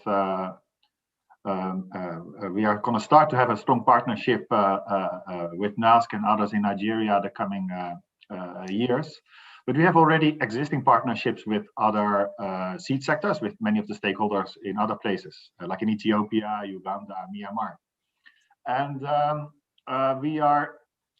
we saw that over the period of time when the COVID came, everybody was like, including our upcoming partners, say, oh, what do we need to do now? And that was in the start of the pandemic in, let's say, March, April, June. How is going to affect our business? How is going to affect everything? I think everybody understands the sense of what do we need to do now? How do we take care of our staff and our business? So with our partners in the different places, we started to do these assessments. Many of you have seen, and what I'm going to share with you is what happened in that time of urgency in the different places and how we responded. So everybody was very worried from the start on this issue of mobility, how it affected their mobility, their staff, how it affected the mobility to to the farmers, whether the farmers could come to the markets, whether inspectors could come and visit their fields, whether they could, if you had a crop in the field, whether seed producers would get their input. So everything was all about mobility. And people really tried to deal with that, evolve. And in many places, what we saw is that it is critical, sometimes even with these kind of mobility restrictions, that there are representatives for the seed sector in place who can, and at the federal or local levels, who can go see police officers, can talk with governors, with decision makers, with authorities taking charge of this health. It can be another situation. Now it was a health measure. So how is the sector organized, and do you have, as a sector, a spokesperson, both in the public sector that you have with the excellent work that I think NASC has been doing in that field, but also that as companies and other sectors that you have a very clear and who can quickly respond. We saw that happening in other places, and we saw also that NASC was really taking up this forward in a strong position. So in that way, I want to congratulate, but it's not just NASC, because NASC is not the only player. I think to have some degree of leadership, CEDAN has that role also in the country, but that even at local level, because you need to solve that at the federal level, but also local. I'm sure many of you were saying, who can take that role? So then another thing that we saw in different countries is that every sector is where it stands. And we know every sector needs to improve itself. And also we hope from Wageningen with Sahel Consulting, with the support of the NASC and other players to improve the performance, how the sector is functioning in the country, to collaborate with you the coming years. But what happened with COVID-19, that existing strengths and also existing weaknesses became stronger, became more visual. When I listen to Mr. Olumide, directly becomes these issues come through. So where there are, for example, how decision making is done in certain areas, for example, in variety release, on approving a seed, on quality, how quick and responsive a sector can be. And we saw that in other countries also, for example, in variety release, because of COVID-19, because a committee can't meet, and they can only allowed to meet physically, they couldn't make decisions anymore. We know that that kind of process is constrained, both for the breeders involved, for the companies involved. We know that there are difficulties, but the crisis made very visible that it is not really agile, that it can respond to questions, and also that it can be done in a more efficient way. Because in many countries, we saw that people, because of the urgency of the crisis, they start to tackle these issues, how to decide, how can we meet? Do we need to wait for this? Can we do it maybe virtually? So it pushed for this kind of decision-making to go quicker. Sometimes the quality issues came clear. So it put stress on the system, on, for example, a decision on variety release or other areas where this kind of committees need to come together. Is there a way we can make it more efficient, effective, and also resilient? Because sometimes we have to operate in a different way. Another thing is that, and that I also know from conversations we had with partners in Nigeria, is how are we going to do inspection of the fields? And it was already mentioned. As sometimes a country has, and in Ethiopia, Uganda, Myanmar, these were also discussions that are going on. Our inspectors can't travel. Is there another way we can do that? We know sometimes we have a bottleneck in the number of inspectors that are available and the kind of quality assurance mechanisms that we have. But is there a way we can do it otherwise? The COVID-19 crisis helps us to say, okay, with the urgency, we start to think, is there another way we can do it? We do that now, so it creates a challenge, and we respond and try to be creative. And there's an urgent need because otherwise we'll lose access to seeds. So it creates an opportunity to think, okay, are we organized well, and can we do it better? Don't do it only because of we need to respond to COVID crisis because of the mobility issues, but actually, what can we learn from it? So as a sector, we have organized our quality assurance, our decision making better, and say, okay, we respond to it now this way, but can actually on a structural level, we can improve it. And a third point is, and we saw that in different places also, that, for example, government comes in to really improve farmers' access to seed. And how are we organizing that? How do we avoid people misusing that kind of interventions for their benefits and not benefiting farmers directly? Is there a way we can use technologies and innovations to do it better? So in a crisis like this, how do we as a sector, including NASC, the companies, research, how do we realize something new? And we might have some quality assurance or tracing or other technologies available, but we use the crisis now also to really bring a new technology in it, because people also, we are changing anyhow, let's bring it in now. So 3 points I wanted to share with you. In some of the structural weaknesses become more apparent, and they create opportunities for us to act. Emergency pushes us, so that's a key measure. So how do we decide on issues in our sector? Are we making it not too cumbersome? Are there other ways to do it in a faster, efficient? It doesn't mean less quality, but in a faster, more efficient way, using virtual and other kind of technologies helping that. How do we decentralize or structure our services? For example, inspection, but there are other services play here also. And finally, how do we use technologies and innovative ways? And how do we see the difficulties that we face now with COVID-19? How we can use it as an opportunity to make this sector actually, even without the crisis, stronger. So these are the points I wanted to share. And that's not unique to Nigeria. I think that in many of the countries where players in a sector, like we are here in Seedconnect together now, you seize those opportunities. In Netherlands, we have an expression by a very famous soccer player, Johan Cruyff, which many of you may know. He always said, every challenge creates an opportunity in soccer, but also in the seed sector. Here it's back again to you, Valerie. Thank you very much.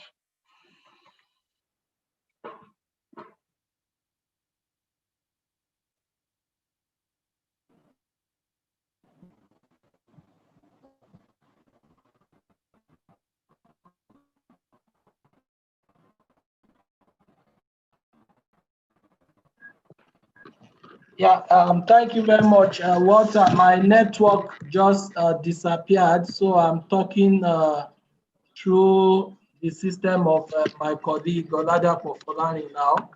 I don't know what happened. I lost connection, so I'm trying to rejoin. And this is part of what we are saying, you know, response to, you know, challenges and how to cope. Otherwise, I would, now that I'm supposed to be on the platform, I won't be here. Okay, I think I'm back. So this is important, and thank you.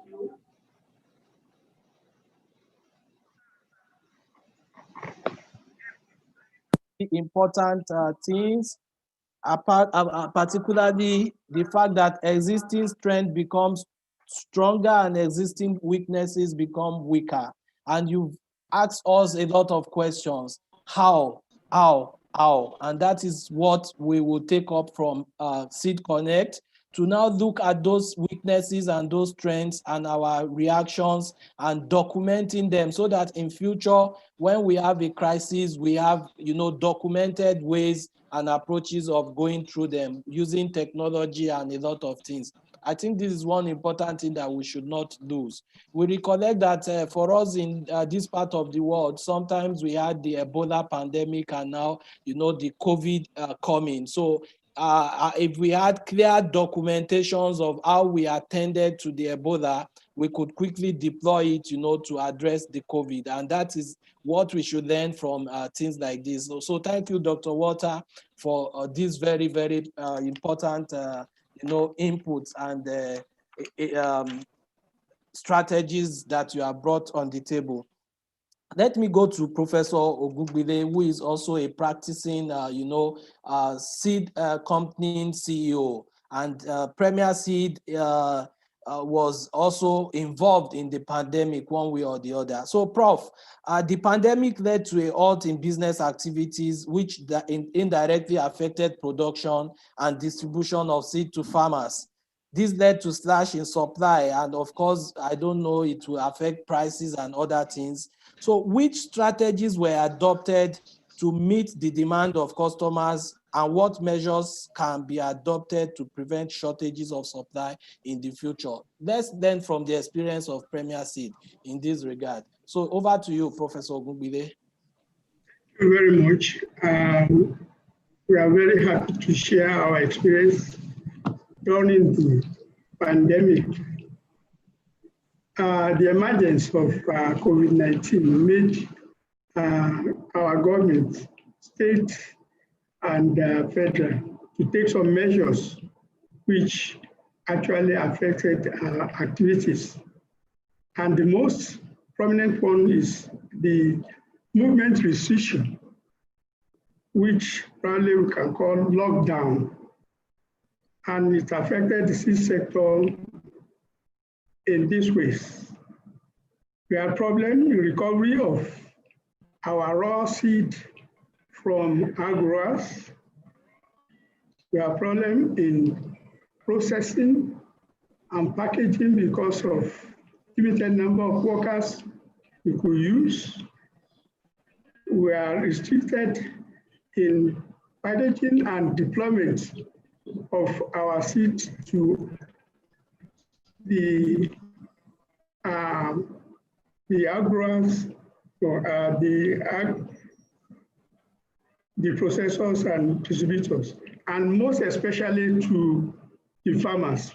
So this made this to be very late to the farmers, and we envisage reduction in the acreage that we planted and probably reduction in output we produced.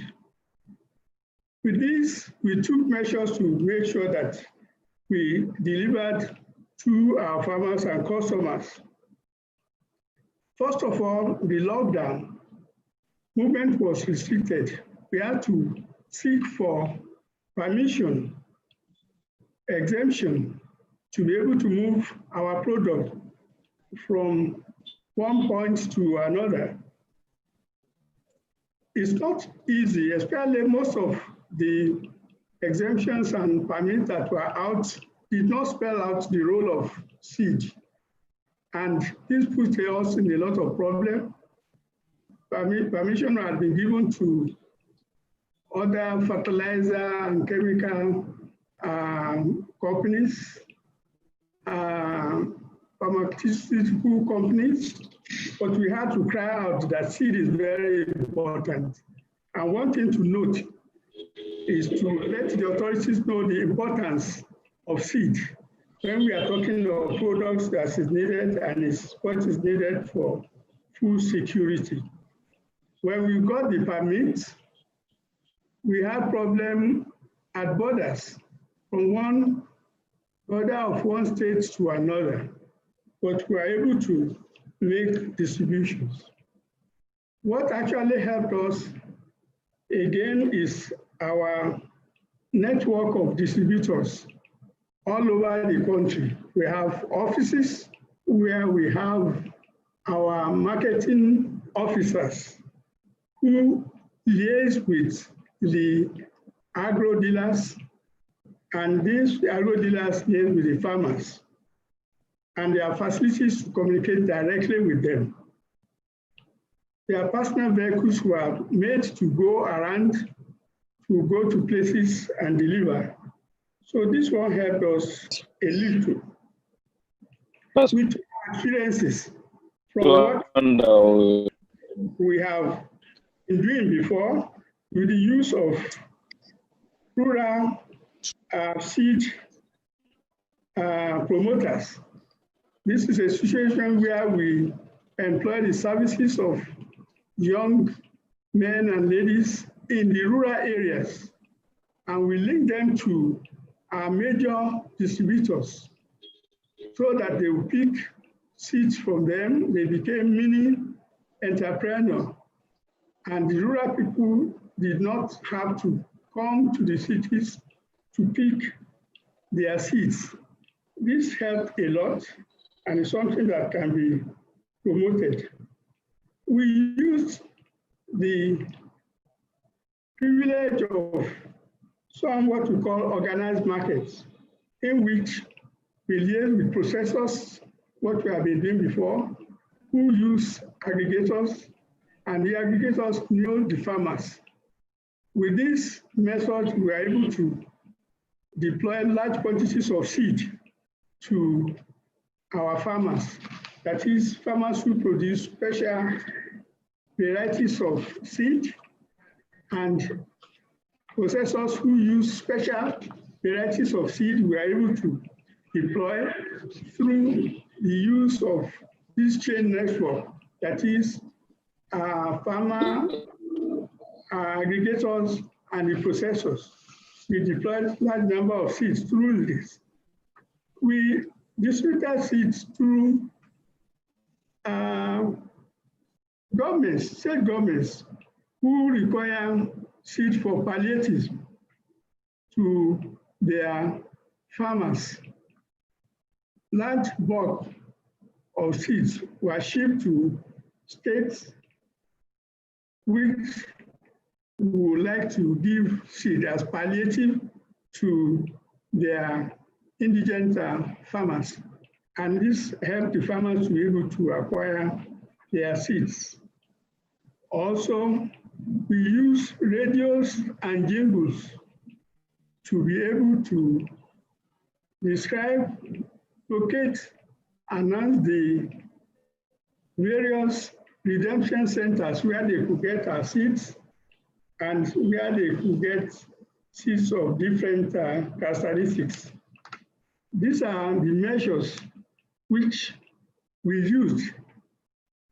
For sure, it's not up to the capacity we have done under normal conditions, but we make sure something reasonable in terms of development of seed has been done during this period. Well, which measures out of this one, what lessons have we learned that we can expand when there's no more COVID under normal condition? Well, marketing has been a problem before. The aspect of using the RCPs, that is rural sales promoters, and community-based advisors is very, very, very good and something that we can explore. One, the advantage of this is that you provide employment for youth, male and female, and you can empower them to become mini agro dealers right on the farm. And this one will provide employment and is a means of market development. One of the strategies that we would like to be looked at and see whether we can explore in terms of spreading our tentacles in terms of sale is that of chain value, where you use processors, aggregators, and farmers. Under this method, farmers are guaranteed market, and which is the most important thing. So when they know the market, they have market, they'll be glad to produce, and the seed companies too will be assured of market for the sale of their seeds. These are areas which we can explore and see how we can perfect when there's no COVID-19. And the third one is the anchor corals have some promise, but there are still some elements, some problem about it that can be perfected. These two will make sure that farmers get their seeds. So having said all this, we know we have not done enough. There are still gaps that we need to fill if we want to do this thing properly. Mr. Olumide has given a lot of gaps, and we would like to add more to what we are envisaging. Even if you want to produce the seed, the dearth of any generation seed, we know it, and it's always a problem. The assignments squarely on the shoulder of the research institute in the provision of breeder seed, and we are winding up the scope for the production of foundation seed. The gap of low adoption of improved seeds and other improved seeds. We know under this condition, something must be done, and extension is a big problem. We need to have very strong extension so that people will know the use of improved inputs. If you hear the kind of questions farmers ask you, seed companies, we are taking as if you have sold this seed to us, you must tell us how to manage it, how to produce. I think there should be a very strong effort to improve our extension facilities. And like I said earlier on, if we can explore the area of using the RSPs and CBAs, those people live around the farmers and they can be given proper training, just like we are training them.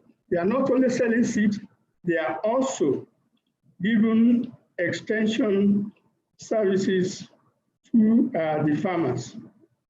Where seed faking and unadulterated seed is a gap that we have not been able to solve. And it's worse during the time that we are not able to reach most of the farmers that need improved seed. So in terms of fake seeds, I think that problem is being solved by the use of seed codex that has been introduced.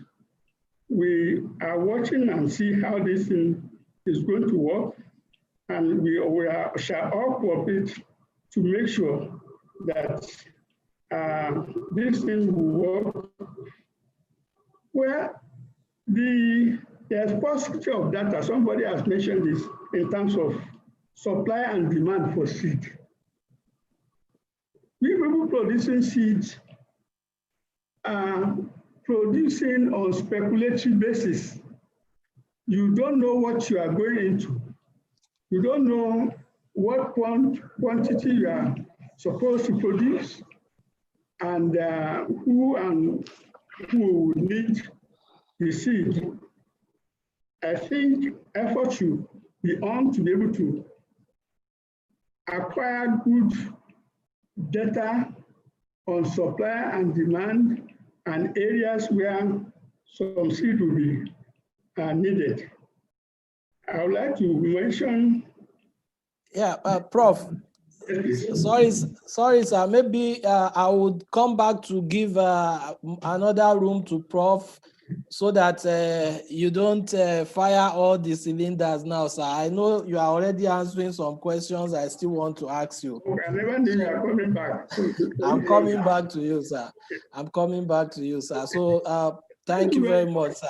We'll be able to tell you what we have done and in which areas we can still explore and make sure that we expand upon when there's no COVID-19. Thank you. Thank you very much, sir. And I think we need to document a lot of successes and experience that Premier has brought on the table so that other people can learn. So now I want to go to Professor Lateef Sonny. Prof, with the increasing population and demand for food within the country, there's urgency in ensuring that smallholder farmers, which is what has also been mentioned, get access to improved seed varieties. Some questions are coming already that I know your presentation will address. So what strategy can be meted out to achieve this? And does Nigeria have the capacity to implement the strategies presently? So Prof, you have the floor, sir. Do you see my slides? Yes, yes. Okay, great. Thank you very much for this invitation. I'm speaking on behalf of all of us. NASC is part of Basic 2, and Lavakuma is one of our team senior leaders in Basic 2, who is also part of this audience. The strategies is number one, we need to build an economically sustainable integrated seed systems. It could be cassava, it could be yam, it could be maize. It must be sustainable, it must be profitable, and it must have a life of private sector in it. The second strategy is we need to all work together to facilitate demand-driven breeding systems. The era where breeders just breed maize or cassava just for the fun of it is gone. Recently now, there is a global effort in excellence in breeding, and which I think the national system need to also work together. I've not seen universities in Nigeria coming together and integrating or making sure that we enhance our breeding systems in this country. The third point is on the promotion of and functionality of what we call early generation and commercial seed enterprises. Early generation and commercial seed enterprises. And the fourth one is we need to decentralize the seed quality assurance system. And the National Seed Council is already making it a priority on the third-party certification process. It is very important because not all the farmers are educated, not all farmers or stakeholders will have access to the internet, and that's why we need to make sure we decentralize to our localities. Very, very important. And the next one is formation and strengthening of the seed producer associations.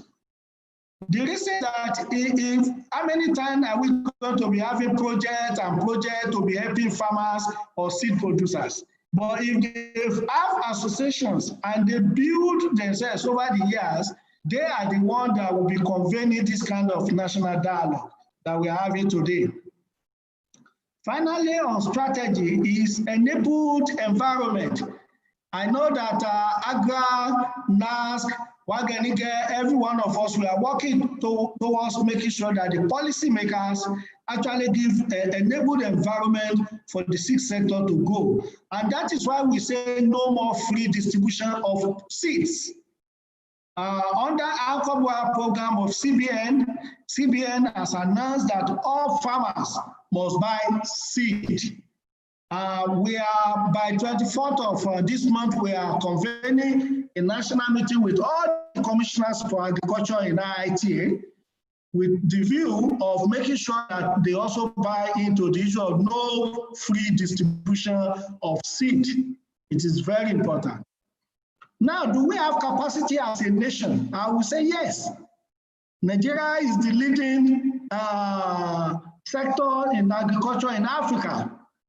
And most of the countries are looking towards Nigeria. We have interest from some policy makers.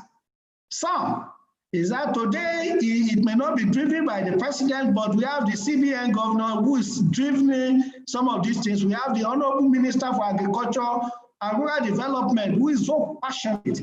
And we have Mrs. Babangida in the FDA who is so passionate, and they are ready to actually make sure that we mainstream free the issue of commercial seed activities in Nigeria. We have responding National Seed Council of Nigeria, responding with all capital.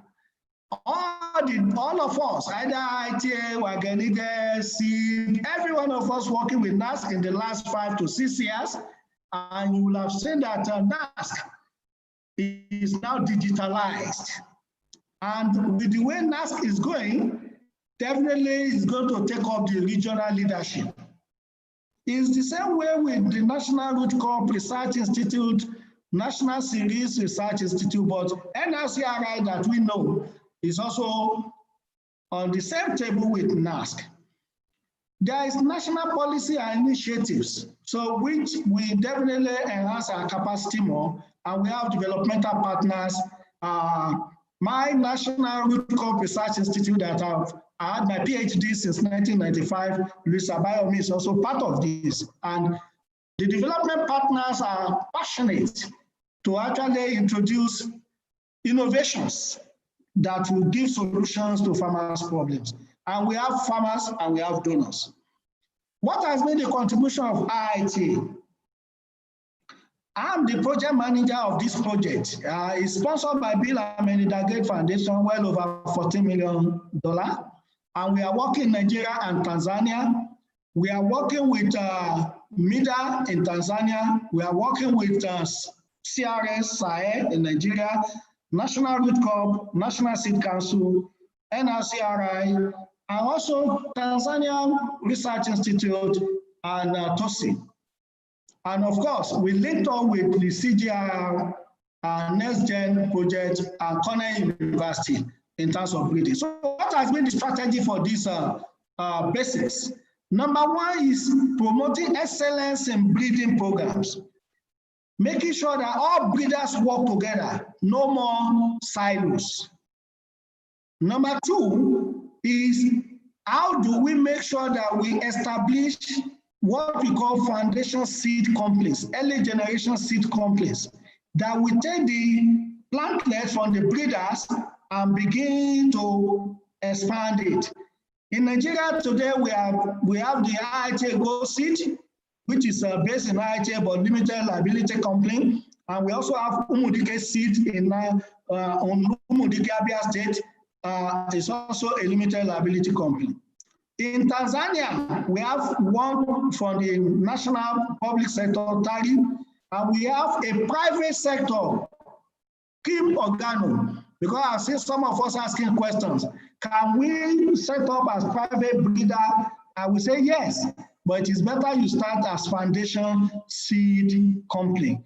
And our project in IITA is ready to work with you and with NASC to make sure that you do it right. We have one or two mother companies that are coming on board. For larger percentage community, either at the area where they are producing traditional products like gari, fufu, chips, we promote what we call commercial community-based seed enterprises. We also have it as a model where we link up the processors, large-scale industries that will also stimulate seed production for their clusters of farmers.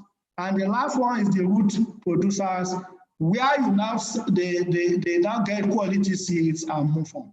So is a model that will have actually be able to help all of us.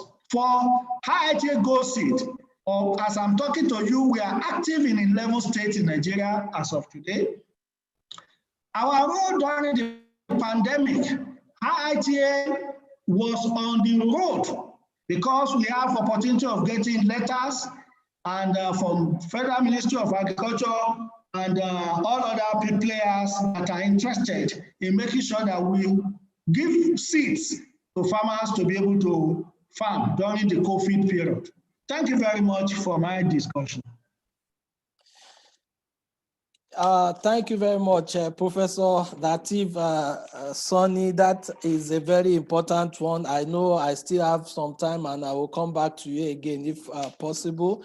And a very important presentation on, the roles that BASIC and IITA and other stakeholders have played during the COVID-19 pandemic and still playing, even as, we continue to survive in the midst of the pandemic. So thank you again, and we've noted a lot of key important things. A lot of questions are coming. People are asking, what did the council do or what can the council do? Let me also say that the council, as alluded to by Walter, played a lot of leading role during the, the surgence of the pandemic. A lot of people started asking for many things that were not even part of the statutory responsibilities of the council, but we responded to it and made sure that we linked up with every relevant stakeholder to ensure that the ease to movement of seed during the pandemic was, the barrier to movement was lifted. We got permit from the Inspector General of Police to permit certification officers, seed inspectors, companies to move their goods across the country.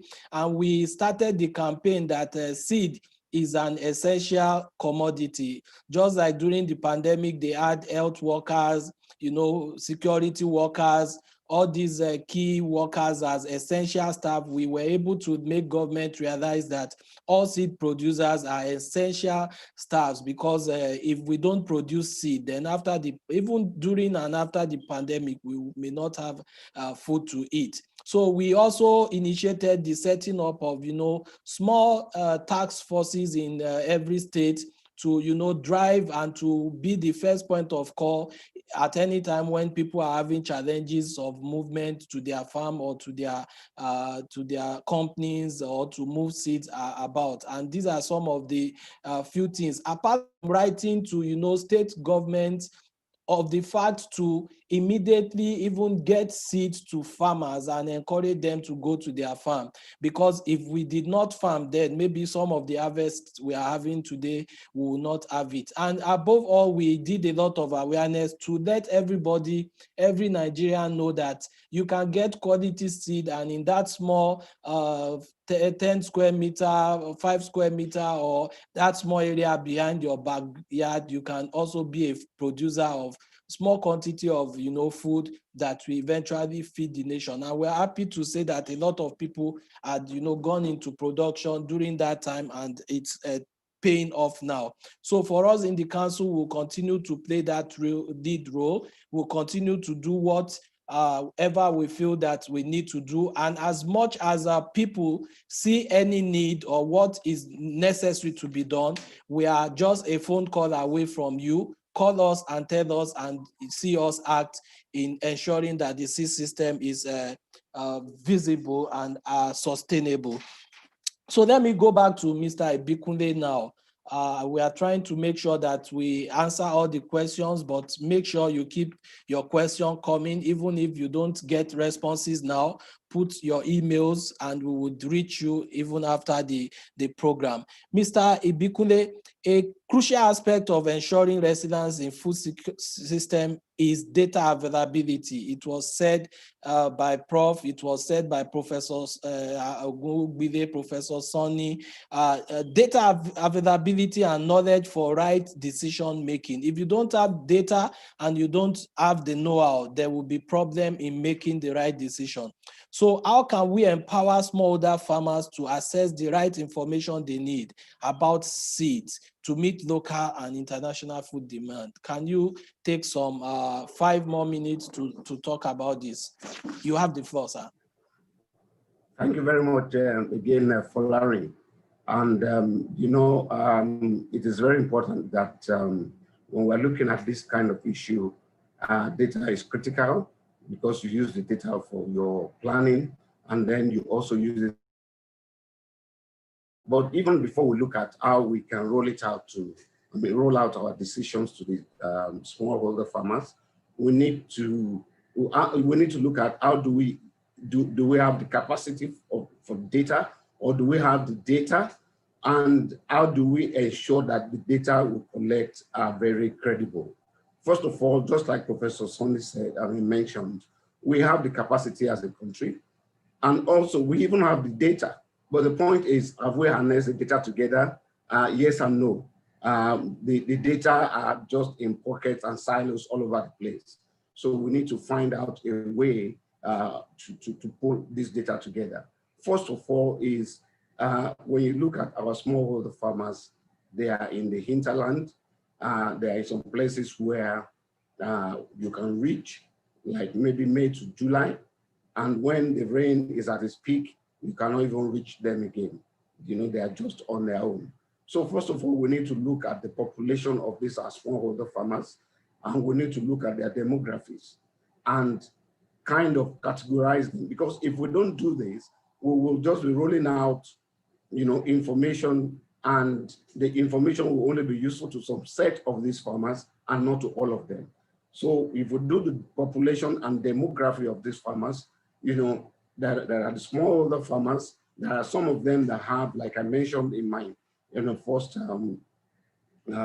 response, there are some of them that have maybe Android phones that you can just, network easily. There are some of them that have only call and respond, and receive telephones. There are some of them that cannot even access this thing. Even when they have it, they don't know it. They don't know how to use them.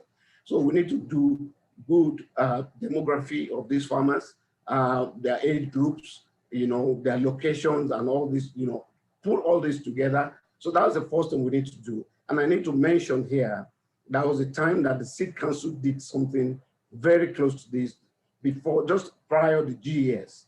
Seed Council came out with where these small scale holder farmers are located in terms of numbers. And this was used by a lot of seed companies in terms of marketing. You could decide and say, this is my niche area, this is where I'm going to work. So I think we need to first of all, come back to that, pull out that kind of information, categorize the farmers, and then it is easy to decide and say, okay, this is the kind of information, or this is the kind of way I'm going to reach these farmers. The other point is this: we have all these roadmaps coming up, all these initiatives coming up. We need to be very careful to ensure that these initiatives can always go beyond every government. You know, we've seen instances where, you know, once a new government comes in, that roadmap or something stays on the shelf. So we need very consistent policies, plans, and strategies that will continue to operate irrespective of any politics or political party in place.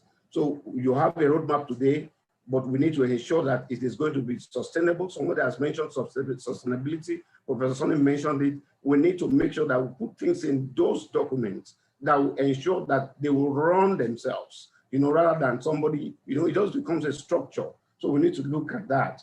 Then, you know, even when we are looking at how farmers can respond to national and international food security issues, then good food demand forecasting comes into place. And linked to that is about weather forecasting. You know, how do we ensure we have climate weather change now? Some people will say it's not happening. We've had floods over, you know, even in this country and like in the southwest of the country, like July and August, there was no drop of rain. So we need to make sure that how do we make sure that we have a good weather forecasting system and we can disseminate this information to the farmers so that they know how to respond on time.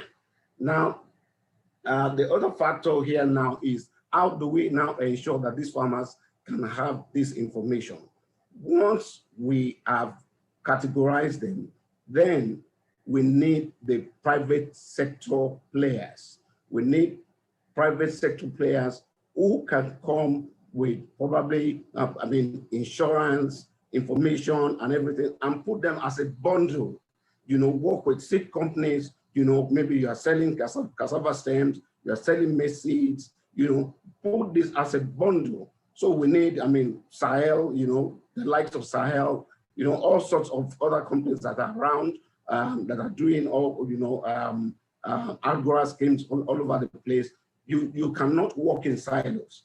If I am delivering fertilizers, you need to come to me or work together to say, okay, yes, I have these weather information systems. I want to work with you. And then it comes as a bundle to the farmer. And then how do we ensure that that farmer in the interland receives it?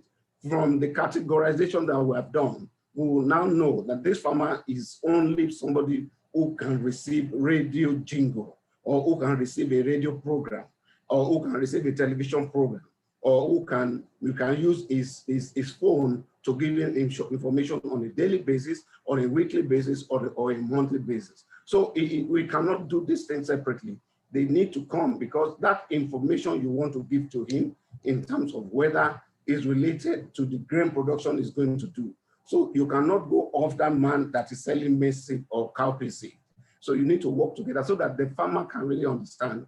The other aspect of it coming from COVID-19 is, you know, if we're going to reach these farmers with information to make sure they can respond, we need to also build, you know, real-time information. For instance, you know, somebody mentioned, you know, extension. Yeah, fine, extension is important. But then what COVID has taught us is that we cannot do business as usual. There will be a reduction of contact, you know, between the farmers and people who are going to be the trainers. So how do we ensure that the training can still continue, whether they have contact or not? So we need to look at real time. For instance, if we want to do a television program, you can set up your field just the same time the farmer is setting up his own field. So every week you want to do, if any week you want to do fertilizer application, it is announced that this is the week for fertilizer application, and you can show it on the television. You can make it happen on the radio. Then the next day, the farmer goes to his farm. So, you as an extension person, you are showing it to him but you are not just beside him, because COVID, was also a contagious disease. So as much as possible, we need to change our mindset, of really reducing that contact, but at the same time ensuring that what we want to do, or what we can do it in a fast and sustainable manner. So and if you don't categorize these farmers, you don't know the way, you wouldn't really get the right way of passing the information to them. And a very good part of this thing is also we need to look at our irrigation systems. I mean, it's very, very negligible in this country. We need to look at how we can really, build the capacities of people who are near the water basins, and some farms who have the land and everything. We need to see how we can, so at the end of the day, they can even pull the smallholder farmers in their community into those farms, and they can produce in season and out of season. Another thing I need to mention here also is, I'll repeat it, I've mentioned it, is the issue of insurance. This needs to be taken seriously. I know that farm is already doing it with fertilizer. We need to bring it into the seed systems, to ensure that whether there is any, weather issue or not, we have a way of making sure that we mitigate the loss that will come to the farmers, to encourage them that they can go back to the farms, the following year. So let me pause there also. At this point, I think I've answered that question on how we can reach the smallholder farmers. Thank you very much. I was going to pause you, sir, if you did not pause, but appreciation for all the I'm looking at the time here, and you didn't tell us initially, so I stopped to 5 minutes in the first time, and this is what I've done time as well. Yeah, thank you again. And a lot of valuable suggestions that can be, turned into activities. And I would say it shouldn't stop here. Cortiva with the council, with very, very other interested partners should, sit post this Seedconnect and make sure that some of these things we are talking about, we put actions to it and deliver them for the good of the seed industry. That is what I will expect that we do with Cortiva and the likes of the others. So we'll soon be taking some questions and answers, and we'll listen to some few comments from some other partners. Particularly, I can see Ernest Obi of the ECOWAS Commission, and would hear him, at least let him speak to us from the ECOWAS panel.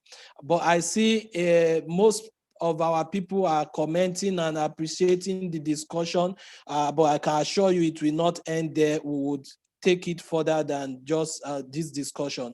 Walter, I would come to you again. I hope Walter is still here. Strategic collaboration and partnership is key to creating solutions to challenges in the food system. What are the focus areas of the new collaborative seed project, and which adaptive strategies have been meted out in the project to ensure that seed industry is improved upon based on the country's contextual situation? Walter, can you just respond to this? Yes, of course I can. So recently, the Netherlands and Nigeria at a more governmental level have agreed to work together on the seed sector development. And part of the process is that we from Wageningen, together with Sahel Consulting and NASC, and even people also from East-West, we have been working with many of the stakeholders in developing a national seed roadmap, which was published last year by NASC and shared with you. And in that process of developing that roadmap, we work together to really say what is necessary now to really strengthen the functioning of the seed sector, independent what crop. So it was for all crops. And out of that entire process, actually, we got 22 areas that need to be addressed, from counterfeiting the issue of information management, coordination, early generation seeds. So I'm sure if you go to the website of NASQ, you can find a document where also some background for those 22 areas were indicated. Once we concluded that, we identified 8 areas where we from the Netherlands, together with can have something to offer for Nigeria to move forward, and also our Nigerian counterparts indicated. This is really what we want to work with you guys on, because you have done it in other countries. We want to use our partnership as a Nigeria-Netherlands partnership. We bring something. So one of the topics that is among those 8 is to support the process in capacity development, in bringing plant variety protection to the country. That's a decision by you, but we have been with our industry, with our regulatory bodies, we can support you, for you to organize yourself, get ready and get it going. But that means also how to go from paper to plant variety protection to go further. Another area in that space is indicated by many seed companies, both domestic and nationally and internationally, is to say, okay, how are we dealing with variety release in Nigeria? Is there a way we can improve the efficiency, accountability, and transparency of the process in variety release? Then there are some other areas that deal more with the whole coordination. So what comes out of this whole area of this collaboration with NASC, with SEDAN and others, to say, okay, how do we coordinate and how is this sector as a total governed? So if we have a seed roadmap, how do we do that? And how do we work together here? So this is something we are going to collaborate with the different stakeholders, with of course NASC, SEDAN, but also the ministry together.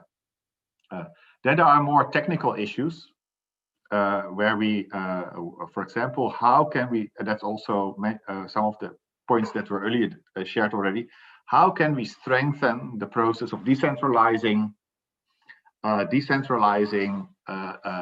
quality assurance?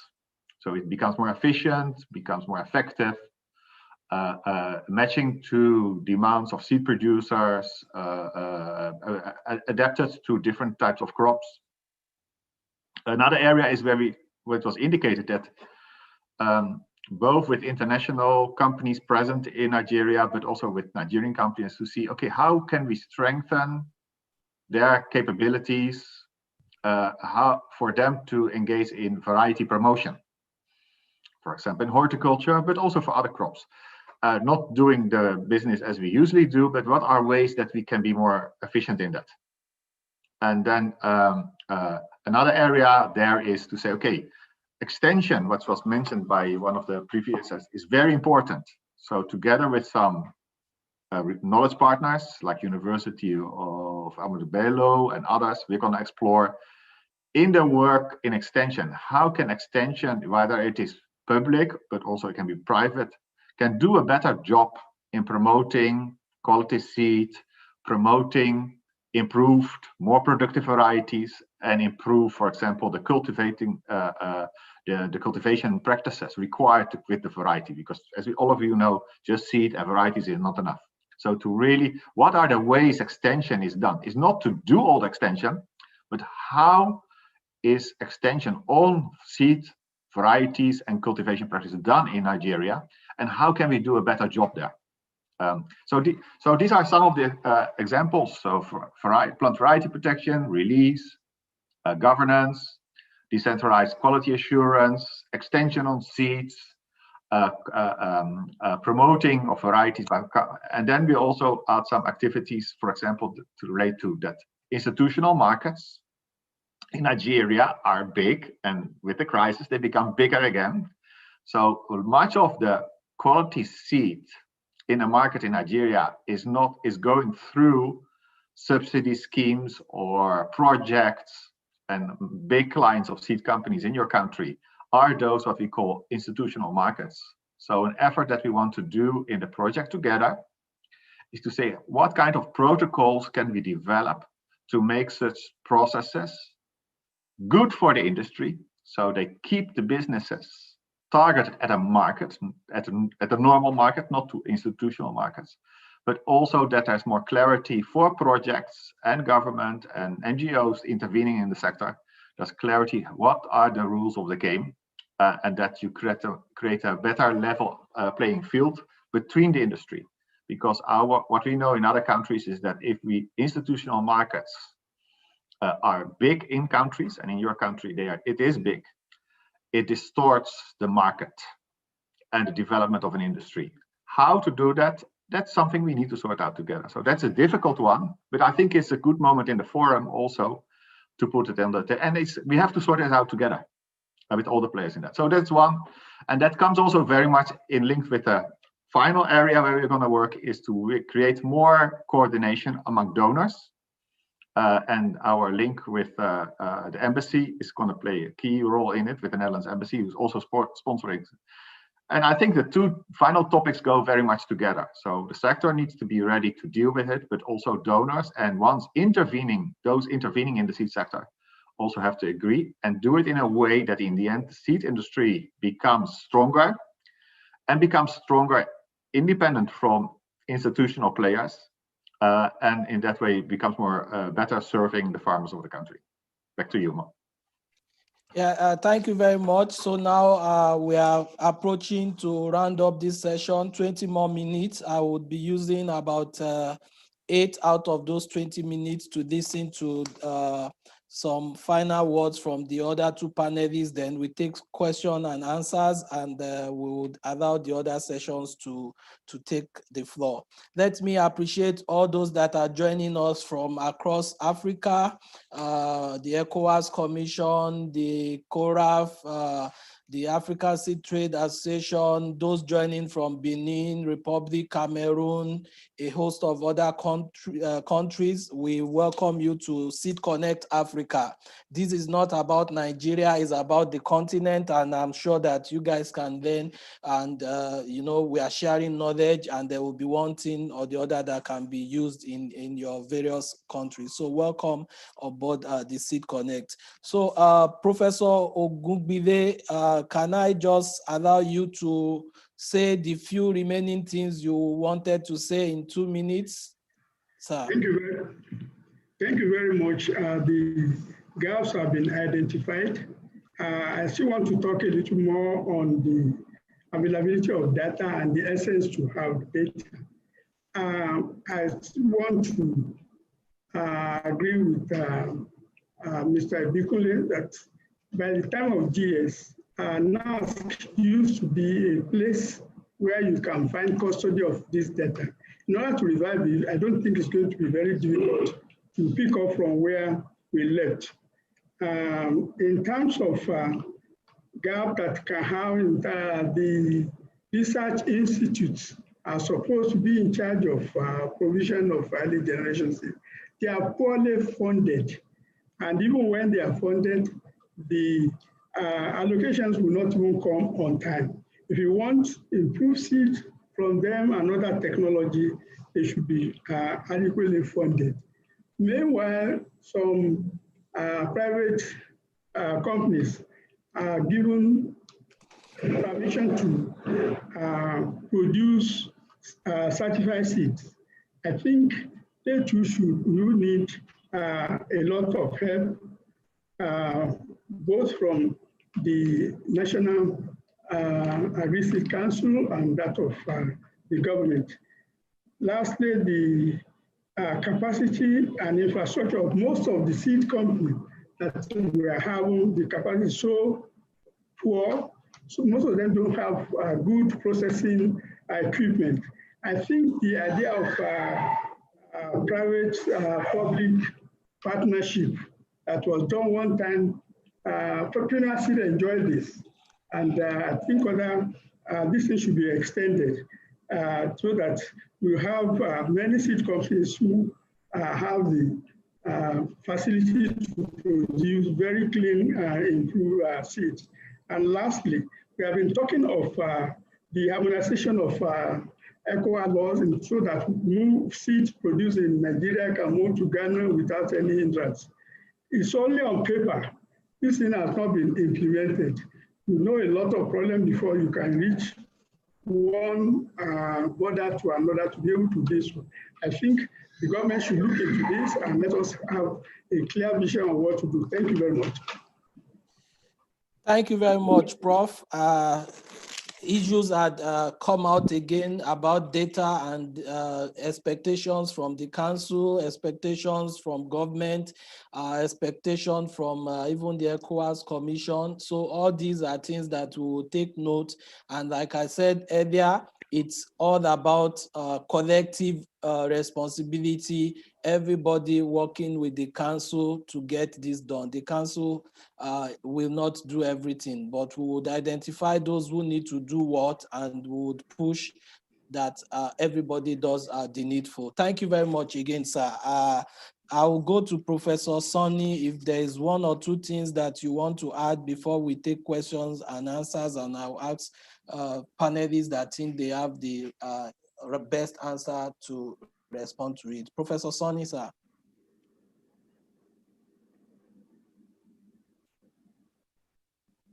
Okay, if Prof is not around now, I'll read some questions, and some I've talked about, some are just comments, and I won't look at them. The issue of third-party seed certification for cassava seed that we should explain more from MD Salamu Seed. Would get back to you on this because this may not be the time to talk about this. Okay, Professor Sonny, you have the floor, sir. Yeah, what's the question? Well, this question is about talking more about third-party certification, particularly as regards cassava. But I feel it's not the right place to take this. But if you want to talk about it, I only want you to say some final words if you still add some things that you did not say in the first show. Well, I've looked at the questions, and somebody was asking that if we say there is no more free distribution of seed, will it not affect the smallholder farmers? And I said no. The concept of free distribution of seed is that we are promoting farmers to be into business. Like look for CBN loan on the Ankoboa program now. In the expression of production, the cost of seed is already in the calculation. That's what we are doing. So if a government wants to give seed, we will say, government, buy seed from this farmer. So they must buy the seed. And the most important thing is that we want to promote farmers to be, how will you take it that you go to a village now and you see quality maize, sorghum, cassava, yam, and individual farmers are the ones selling them. That is the essence of no free seed. Two, on the third-party certification process. Third-party certification process is like this program that Babangida developed that time, this rural, this thing,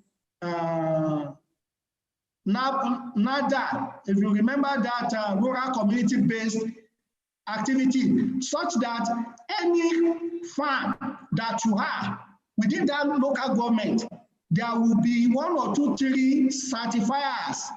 And we are suggesting that agro dealers should also be trained as third-party certifiers, because agro dealers are closer to the farmers and they don't need transfer cost. So there's no additional transfer cost in this service and something like that. And if NASC do it perfectly, and the agro dealer certify a farm in Olodo, for instance, he can scan the certificate to NASC database, online, digital. Those group of people can do it, but not the farmers. That is the proposal we are seeing. Thank you very much. Thank you very much, sir. And this is something that is very important, and we are going to take into consideration in the council. And let me also say that the council is also looking at the fact that even all those agro dealers that are marketing seeds in Nigeria need to be documented and they need to be known. So we are going to be, I think we said, certifying them in such a way, just like you go to any pharmacist, if you are not a certified person, you can't sell drugs. So we want to have that documentation, and we think it will benefit businesses. So these are many other things that the council is also looking at, and which we'll be doing. But like I said, we will still be coming back to all the stakeholders to fine-tune the nitty-gritty of how we want to roll out these issues. And a lot of people, I also support that there should be no free seed. Like Professor Sonia have said, government should buy the seed because we need to promote business. And that is why we're also pushing for the introduction of the plant variety protection law, so that when farmers know that the seed is getting is better than what he has as his own safe seed. And that seed is, he knows if he plant it, he will see 5, 4, 3 times more yield than he will get from his own seed. The farmer will be willing to buy the seed. When the difference is clear, just like the advert of 7-Up, the farmers will buy the seed. So I think what we should encourage is quality from the early generation seed stage to the certified seed stage. And you know, the certified seed getting to the farmers is top quality that we give, that will be true to whatever claims the company that is selling has said, and the farmers can see clear difference and they will be willing to buy. And apart from the level of certified non-protected seeds, we are saying the PVP will also introduce the certified protected varieties, and anybody that is buying it will know, yes, I'm getting this from this material, and investors that have invested into it will be able to recoup their money to put back into, you know, future development of good varieties. These are many things that we will be doing for the seed industry. So as we start to round up this session, I will call on Mr. Ernest Obi of the ECOWAS Commission. If you are there, can you please take this opportunity to say one or few things to the audience? Mr. Obi.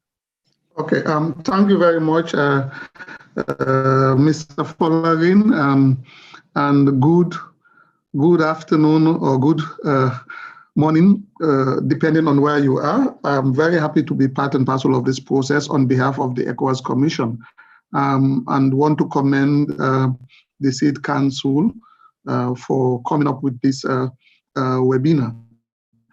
I think seed is very fundamental to the agricultural transformation process taking place in West Africa and by extension, the African continent.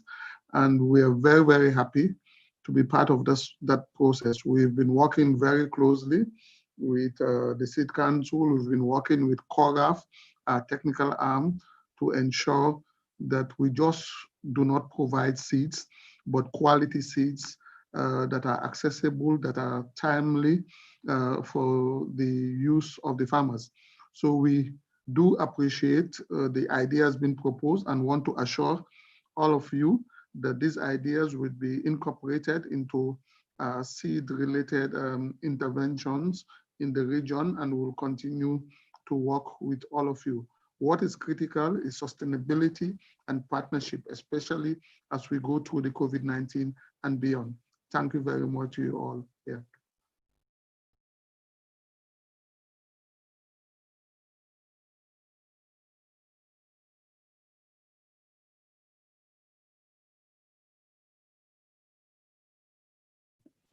Mr. Folarin, you're muted. Okay, sorry. Thank you, Ernest, for the word goodwill from the ECOWAS Commission, and thank you to hear that, yes, you are always ready to partner with us. Let me also use this opportunity to thank Boaz of Agra, and you know, the strong word of Boaz it gives us confidence to do more, to hear that AGRA is always ready to partner and support the seed system in Nigeria. So we are glad for all these words that are coming. Somebody has asked if there is a database of seed companies in the country. I say yes, you can see that on the NASC website. Please feel free to check out the website of the council, and you will see all these information that you want. Is there any support from FG via NAS for indigenous private startup breeding company? Of course, there would always be support, but join us to ensure that the push for the introduction of a plant variety protection law, which is actually a plant breeders' right law, is completed. And when we have that law, we can tell you that the enabling policy and regulatory environment to support startup breeding company will be put in place, and you will benefit from whatever you are doing as a startup breeding company. We appreciate the need that we need to collaborate with fertilizer blending companies so that we can develop specific fertilizer blends for crops. As this person, Abdullah, is saying, no matter how good a seed is, if there is no appropriate fertilizer program, soil analysis to determine the soil nutrient, the seed will not give the desired yield. We appreciate this idea, and we are going to explore the need to partner. How possible is it to control the use of maize seed for small farm holder who are used to engaging their previously harvested grain to replant each year? This is not good business for anybody farming that is doing this. What the council promotes and encourages is that every farmer should buy quality seed for every planting season to get quality yield and quality harvest. So I think I can take one or two more. Somebody says, I realize most farmers don't plant certified seed. How do we educate them? The education starts from you and me. The farmer that you know beside you, please join us as part of the community seed awareness pool to educate them. If you know, don't say it's not your concern. And we are pushing that only the best quality genetics are sold to farmers. That is why we've introduced the Seed Codex, which is our quality assurance authentication tag, where every farmer can get back to us on any package of seeds they buy on the shelf. So with this, you will be sure that you get quality for what you are buying, and when you plant it, you get the desired result. And if you don't get the desired result, you can get, to get back whatever you have put into that. So I think on this note, I will want to say thank you to everybody that had participated. Again, to all our panelists, Mr. Odubinde Bikunle, we say thank you very much for your contribution. To Professor Lateef Oladimeji Sonny, thank you for your wonderful contribution. To Professor Abraham Ogunbile, thank you. And to Dr. Walter, we say thank you. And for Ernest that gave us the goodwill from the ECOWAS Commission, we say thank you. From my own part here, I say thank you to everyone. Keep participating in the Seedconnect, and goodbye. Thank you. Yewande, over to you, please. Thank you very much. And as Mr. Falari said, I say thank you. Thank you to everybody that participated. It was very engaging and informative session. I actually learned a lot from it. So thank you to everybody that participated. I'm excited about the next one. So we have the last final, not the final one for the Seedconnect, but the final one for today. So please do join us tomorrow. We have another session. Our next session is on closing the seed demand gap while ensuring access to improved seed varieties to achieve food security. And our moderator for this session is Dr. Esther Ibrahim. She's an agricultural economist working in the development space for over 15 years. She has worked around post-harvest and agro-processing, gender mainstreaming, and project management. She's in Agra, Nigeria. Dr. Ibrahim, Dr. Esther, are you with me?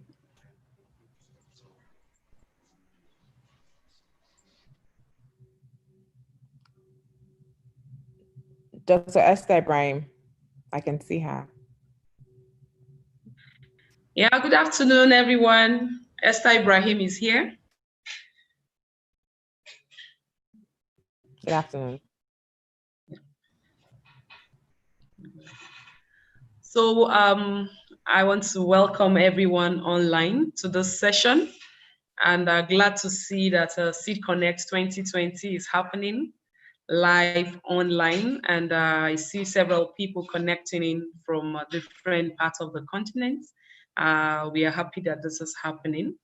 Thank you very much to NASC for the opportunity to anchor this session on closing the seed demand gap while ensuring access to improved seed. So a lot has been spoken since morning on the issue of seed to really show us that seed has crucial role in agriculture, and we need to get the best quality seed to the farmer. I heard Folari's last part talking about not just seed. Somebody sent in that, but we need fertilizer and all that. But then we must say that seed is a very important component of seed, if not the most important. All online. This session, our major objective is to see how we can assess the gap and recommend possible solution that will be closing this gap in the seed system, addressing pinpoints and limitations of players in the seed sector. And finally, we will look at how we can create clear understanding of the various market trends and its effects on the industry. I want to let you know that we have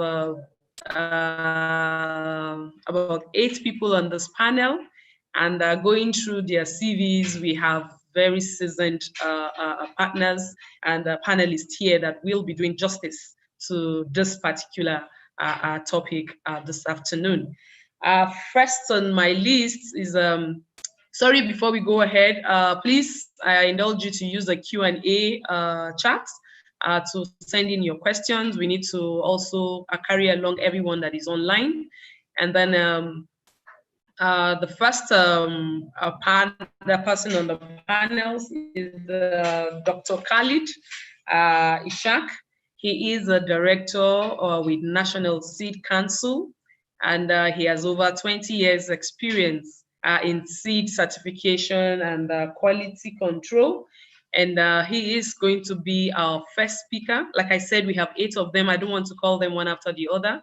As I come to you, I will introduce you. So I'm taking another route to that.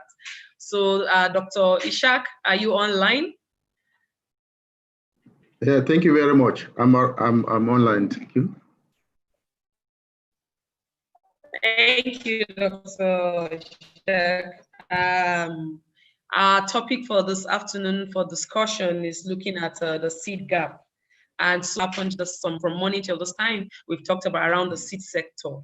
And I want you to please quickly help us to understand how we will or should be able to address the gap in the seed sector, beginning with a proper assessment of the root cause. So we want you to, from your experience, what are the gaps that you see, and how do you think we can actually, what are the root causes, and how can we address this gap? Thank you very much. Thank you very much. I'm glad that I have this opportunity to contribute after being, as you said, over 2 decades or 3 decades in the seed system. So the seed demand challenge has been a very serious issue, and it's the whole chain seed system. With the gap, probably, let's say if we start addressing this from the area of the research, which are the primary producers of this technology. If we look at our research systems in Africa, you see that we appear to have very little when it comes to putting in funding or resources in the development of research for that area. And that has impacted on the quantity or quality of what we get from the early generation seeds, which of course interprets or tells us the quality of seed that is going to be traded. First and foremost, when you look at our research capabilities, you discover that in most crops, even the personnel, when it comes to areas of breeders, they are grossly inadequate. I can tell you here in Nigeria, even the principal food security crops, except for maize, we are not doing well in some crops like rice and other crops. So this is a very, very big challenge. And of course, we, after identifying that, we need to actually come up with something. What do we think we could do? So one, the government on its part has to put more interest in funding of the research, like that is done in other people. You see, when those people who put resources in their research, they are the one that can now produce and come and make your country a dumping ground for their own different sort of seeds, which, of course, if they were developed here, they will probably be better in terms of adaptation to the climate and all other factors that will ensure good yield and translate into effective or efficient food security. Then the research itself too, I think it's been narrowed. But when you see that you look at an institution and say, oh, this is the one that has the mandate crop, and so only that institution appears to be putting all its mind in the research. We have universities of agriculture, we have faculties of agriculture. These are supposed to be addressing national challenges. You don't leave, for instance, if you are talking of rice, don't leave it to NCRI Badegi alone. They have limited resources, but if the University of Maiduguri can work on rice and come out with a very good variety that is even addressing the problems of those particular areas, why not bring it, collaborate, work together with NCRI, and this can be part of those things that we can add into our list of release varieties in the country. And it will go ahead addressing the issues of demand as well as demand, as well as at least it will address issues of demand. Then other research institutes too, and with other crops can also come in. So you discover that the resources that is only made available to NCRI, but they may not be able to be talking about maybe varieties that are drought tolerant at the time and also flood tolerant at the time, and this is swampy and this is salt tolerant, all these things. But we have universities scattered all this. So rather than just thinking that it is only to produce students who will be theoretical, we should come back and think very well. But when you look at other countries, most of their universities are addressing challenges. I had an opportunity to see what is done in Iowa State University, and both their extension and some of this farmer support comes from that university, not necessarily the National Research Institutes alone. So I think we need to maybe wake up and brace up and call those necessary stakeholders to address this. Then I will also want us to talk about the other areas, that is the seed companies. If you look at our seed companies, it has been overflowed. I think from the early sessions, a lot is mentioned about the lack of capacity in parts of our seed industries. We look at one, is it financial? They hardly access funds to build that system. We thank God for the GES. Within the GES time, if you see before GES, where do our companies stand? And after GES, where are they today? You discover that there is significant improvement in terms of infrastructural development. But still, there are still areas we want them to go. They should be able to even be going into their research. Research may not necessarily mean going to develop varieties. No, even when you carry out your marketing research, it will guide you on distribution. It will guide you, it will tell you where your seed is demanded. It will guide you on your, what do I think, what do I do to produce, or how and what quantities do I produce?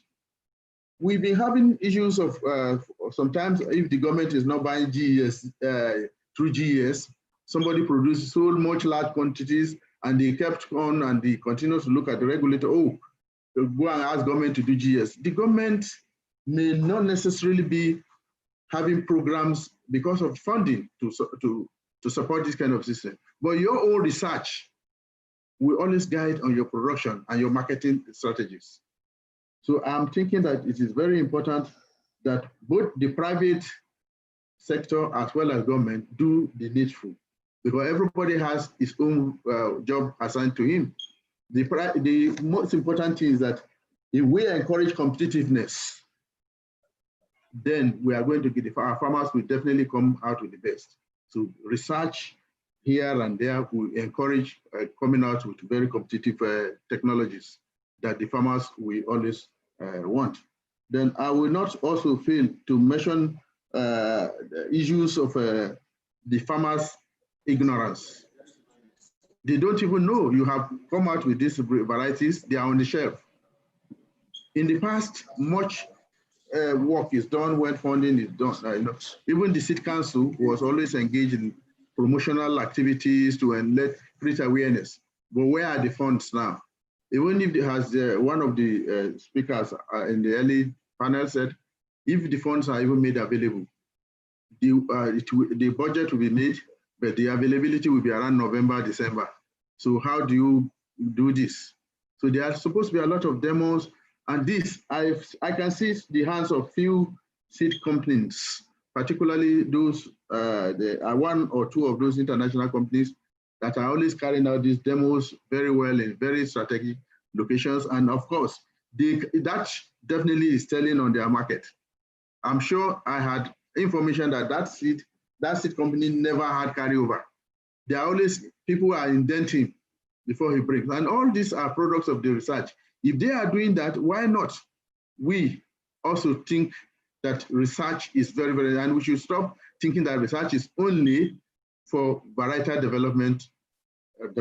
But we can also do research on our marketing, the research on what is it demand do we need? What is actual demand? What is our projection? How can we stimulate the demand?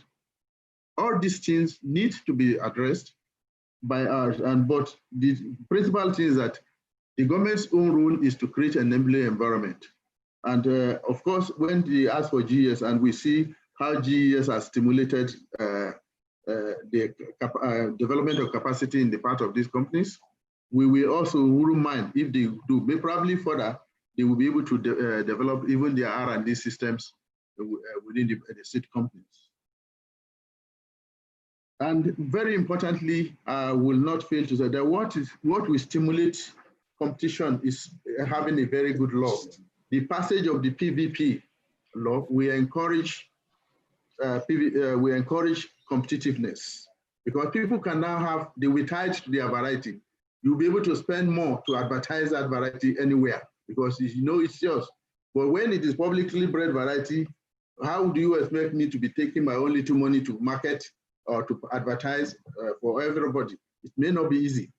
So in that case, I think we should all put our hands together and ensure that we have that law passed, and if we debate other people pass from other parts of the world, they will come here and confidently fight for us the kind of varieties that our farmers we need to at least improve their standard of living, and not only addressing food security, but also improve standard of living. Thank you very much, Dr. Khalid. Thank you. So I'm going to move to the next person on our list, the panelists. Thank you very much. I see we need to do a lot around research, breeder seed, quantity and quality, funding for research, and also awareness for our farmers, because you talked about ignorance on that side. And then for the seed company, we need to work with them to continue to build their capacity. Thank you very much. I want to move to the next person on the our second panelist, who is someone I respect very much. Is architect Kabiru Ibrahim, the president of All Farmer Association. So we have the farmers here represented, and I'm sure some of them are also connected online, those that have access to ICT. Architect Ibrahim is an architect, and you see him in the farming space doing great work and advocacy on behalf of the farmers. He is the CEO of Cabran Groups, and he's here to speak to us from the farmers' perspective on the issue of seed demand. We are talking about addressing issues that prevail in order to build back more resilient seed system, like we started since morning. So I want to hear from you on from the farmer side. What are the critical issues that the farmers are facing, smallholder farmers particularly, regarding accessibility to improved seeds? And then we want you to actually help us from the farmer's perspective. How best can this be addressed? Thank you very much, Architect Ibrahim. You have the floor.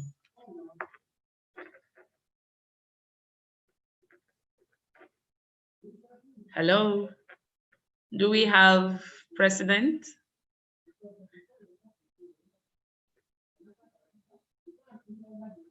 Hello, okay. Hello? All right, so I think, I don't know, maybe network. Can you hear me, please? Hello? Yes, we can hear you. So, okay, so Architect Ibrahim, please, if you are online. I think we must have locked Architect Ibrahim from the network issue. We'll probably log back on, where you can move on. Okay, so I think maybe we move because of time to Mr. Cohen. Mr. Cohen is one of our panelists. You're welcome. He is an entrepreneur. He's a seasoned executive, a dynamic entrepreneur with over 25 years of international experience in the agricultural value chain system. So we will want to take you, want you to talk to us. You have broad experience working as an entrepreneur in the seed value chain across various African countries. And in your own opinion, what are the major challenges seed companies? I heard Dr. Khalid just talked about seed companies. So this is a good follow-up question on that. What are the major challenges seed companies face in Africa as regard markets and business operations? And how do you suggest that we can work with the seed companies to see how we can support them? So I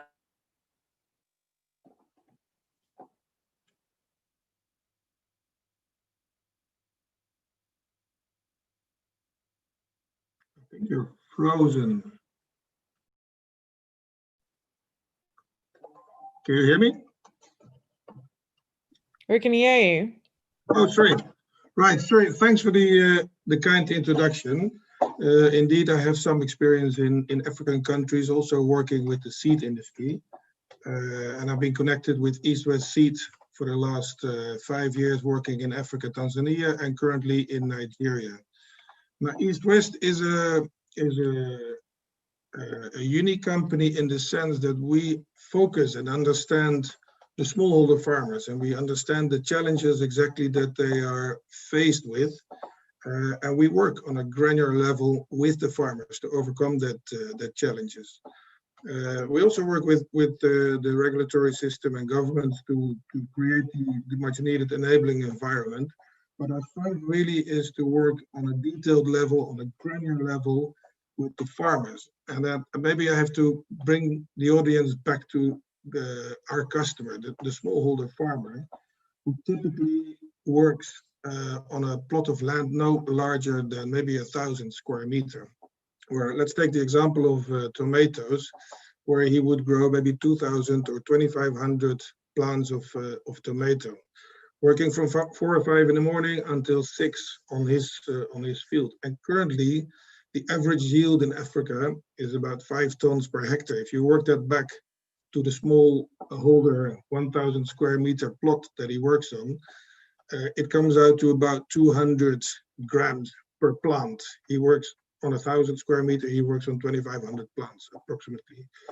And our job is to help that farmer to increase that yield from 200 grams to maybe 1 kilo or 1.5 kilos, which is not the best performance still. I mean, our varieties, we introduced Padma and Platinum F1 into the Nigerian market. With proper management, these plants are capable of producing 4 to 5 kilos per plant. But we understand that our farmers don't always have access to capital. They don't have drip irrigation. They may not have irrigation at all. They don't have a nursery, seedling trays. They really just do the best they can with the limited resources that they have. Now, I'm Dutch, and in the Netherlands, we know that scientifically, with the best seeds in the perfect conditions in the greenhouse, you can grow up to 40 kilos from a single tomato plant growing 6 to 8 meters tall. That's not really our market. Our market is really to work with the farmers and make sure that the guys get a kilo instead of 200 grams from the plant. And if you think of it on that granular level, then it's really the understanding that East-West has developed over the last 40 years, where we know how to work with farmers through promotion. In Nigeria, we started with a team of 12 promoters. We currently added 8 for a specific tomato project in Kebbi State. And these promoters really work hand in hand with the farmers with better seeds, for one, but most importantly, with constant training, making sure that these farmers get the best out of the seeds. So extension work is really what East-West excels in, I think. And that is what in my opinion, is also much needed to bring the smallholder farmers to a better income, to a better livelihood, which is what truly the mission of East-West is all about. So with that, I'd like to conclude my contribution, because I would like to bring the discussion to a more granular and detailed level of the farmer.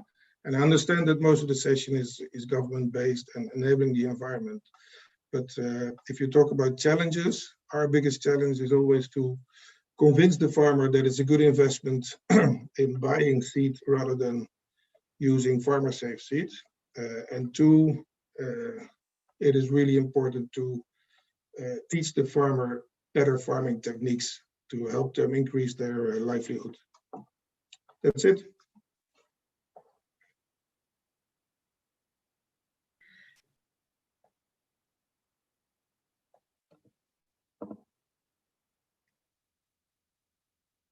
Thank you for your response. And I would like to move. Please kindly use the Q&A box for your questions, so that we can pick your questions, and then the panelists will respond to you appropriately. I want to move to the next person on the panel. We have a Professor Shola Ajayi. You can hear Professor, that's the academics. Professor Shola is an agricultural scientist with more than 20 years research and management experience. He is the Deputy Vice Chancellor, the Technical University in Ibadan, and we are glad to have you online. He has experience in the seed industry, development and agricultural policy dialogue. He's published widely. Want to hear from him from his own perspective on the research and all activities around the seed system, to share his experience with us. We've seen that World Bank in 2018 has published that about 11% of food consumed in the country are imported. Okay, and for Nigeria to field herself with dependency on food importation, or dependency on importation of seeds has to be alleviated. So from your own experience and from where you sit, we want to hear from you the contextual challenges that cripple the country's ability for producing, ability to meet the demand for seed as a country, and then how do we achieve higher productivity levels in the system? What are the drivers or enablers for this? Thank you very much, Professor. it's time for you. You can take the stage. Thank you. Thank you very much. And I'm glad to be here. Again, to thank the organizers for the opportunity. Talking about seed demand, let me say that from research that we have done across the country, both on the national scale as well as on a regional basis, we have sufficient awareness about the value of seeds. That does not mean that there are no gaps that can be filled, but we do have farmers around the country being aware of the importance of using quality seeds. But in spite of this, the tendency of the farmer to purchase quality seed is low. And among factors that are responsible for this are structural and inherent in the way these things are organized around the country. First, there's a disconnect between the seed producers as well as the farmers who are buying the seeds. It is not uncommon to hear seed companies and producers to say that they produce seeds and they don't have markets, or they are unable to sell. But at the same time, you hear farmers that say that, oh, we have a demand for seed and we don't know where to get it. And we have a problem in the sense of how the distribution is done. All of us are aware of the fact that, geographically speaking, the country is very dissimilar, in the sense that we have a lot of seed production activities taking place in the northwest part of the country. And because of the climatic advantages. But you then have these differences in terms of time. And by the time the people in other sections of the country are ready to go to the field for planting, the seeds are not yet available.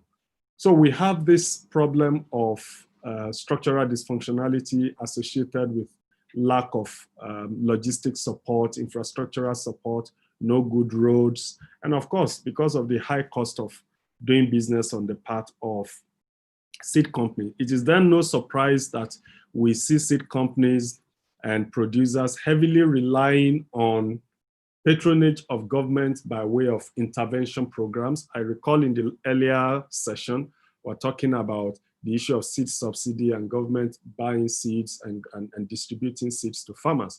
That is not in any way supporting or going to support the growth of the industry. And I recall hearing Professor Sani mentioning that, and the moderator of the last session, about the fact that it is not in the interest of the seed industry that we continue to encourage government to buy seeds and intervene in the form of seed subsidy. Rather, farmers should be encouraged to take farming as a business. So in terms of seed demand, we have that. We also have in the country low production capacity.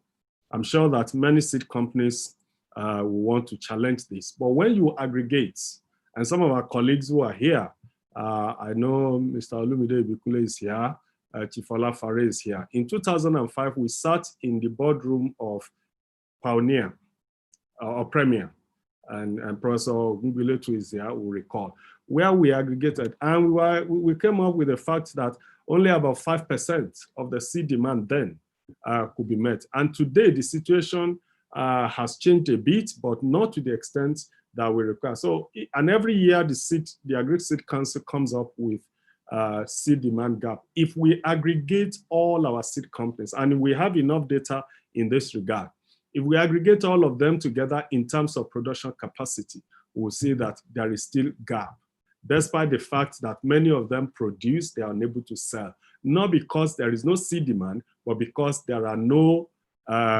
sufficient and effective channels of distributing this. That is on the one hand. The other thing that we also see as a challenge is the fact that there are demands that are not met. We have products that are not suitable to the needs of the farmers. In spite of all that we have, It's not unusual to hear farmers say that they don't have the materials that they require. I recall about 3 years ago, there was a stakeholders workshop that was held in Kaduna, and where there was an intervention program about maize. And we sat there and farmers were saying, all the ones that you have, we don't like it. And they brought a particular maize, they call it new maize, as a farmer's variety, that this is what we want. So we do have challenges in terms of the products that are being released. And let me say that relative to the size of the country, relative to the scale of our farming and agricultural productivity, the number of varieties that are being produced or the rate of replacement of our variety is very, very low. Today in Nigeria, Faro 44 is still one of the best and most demanded variety, and that variety is almost 30 years old.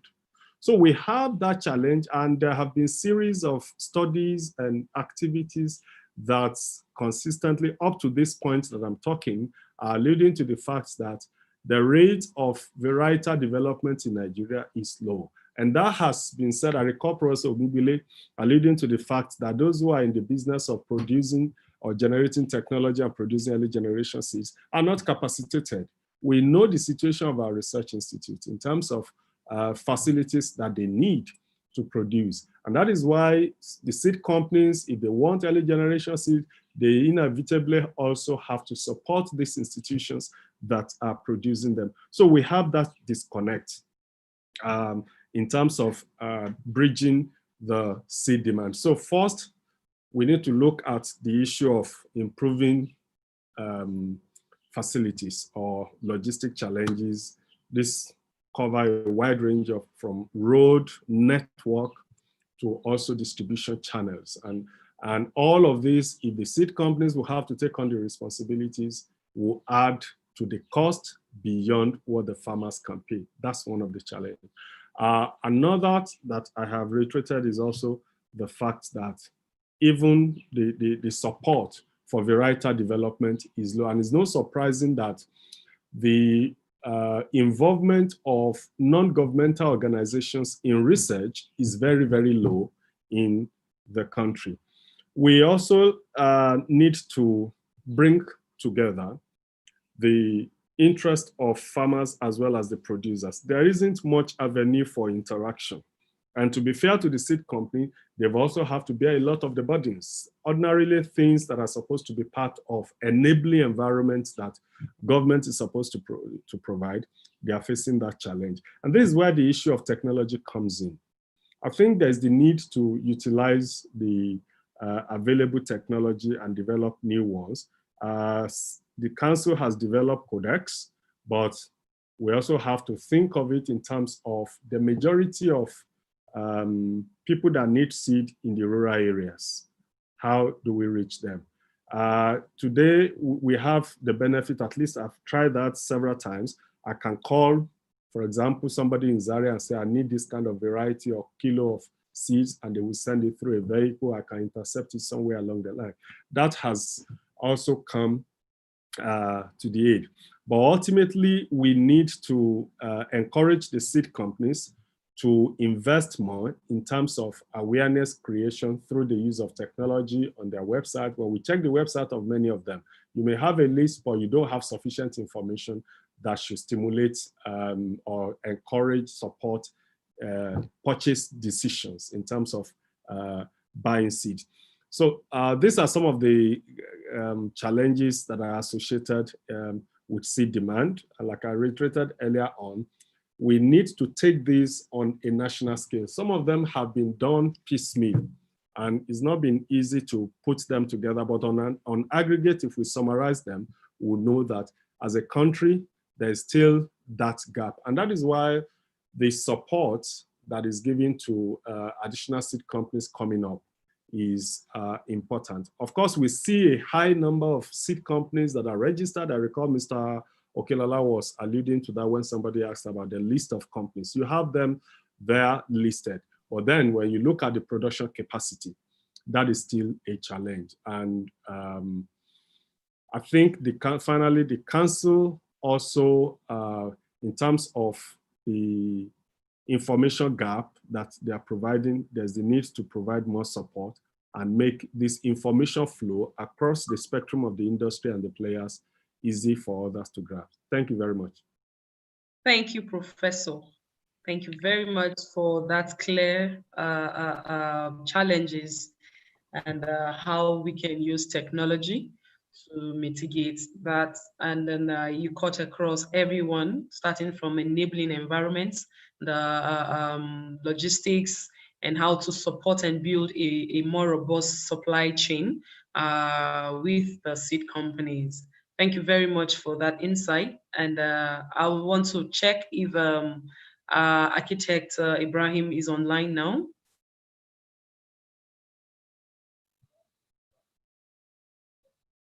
Okay, so I will go to the next panelist. We have Mr. Laye Oye Jayola.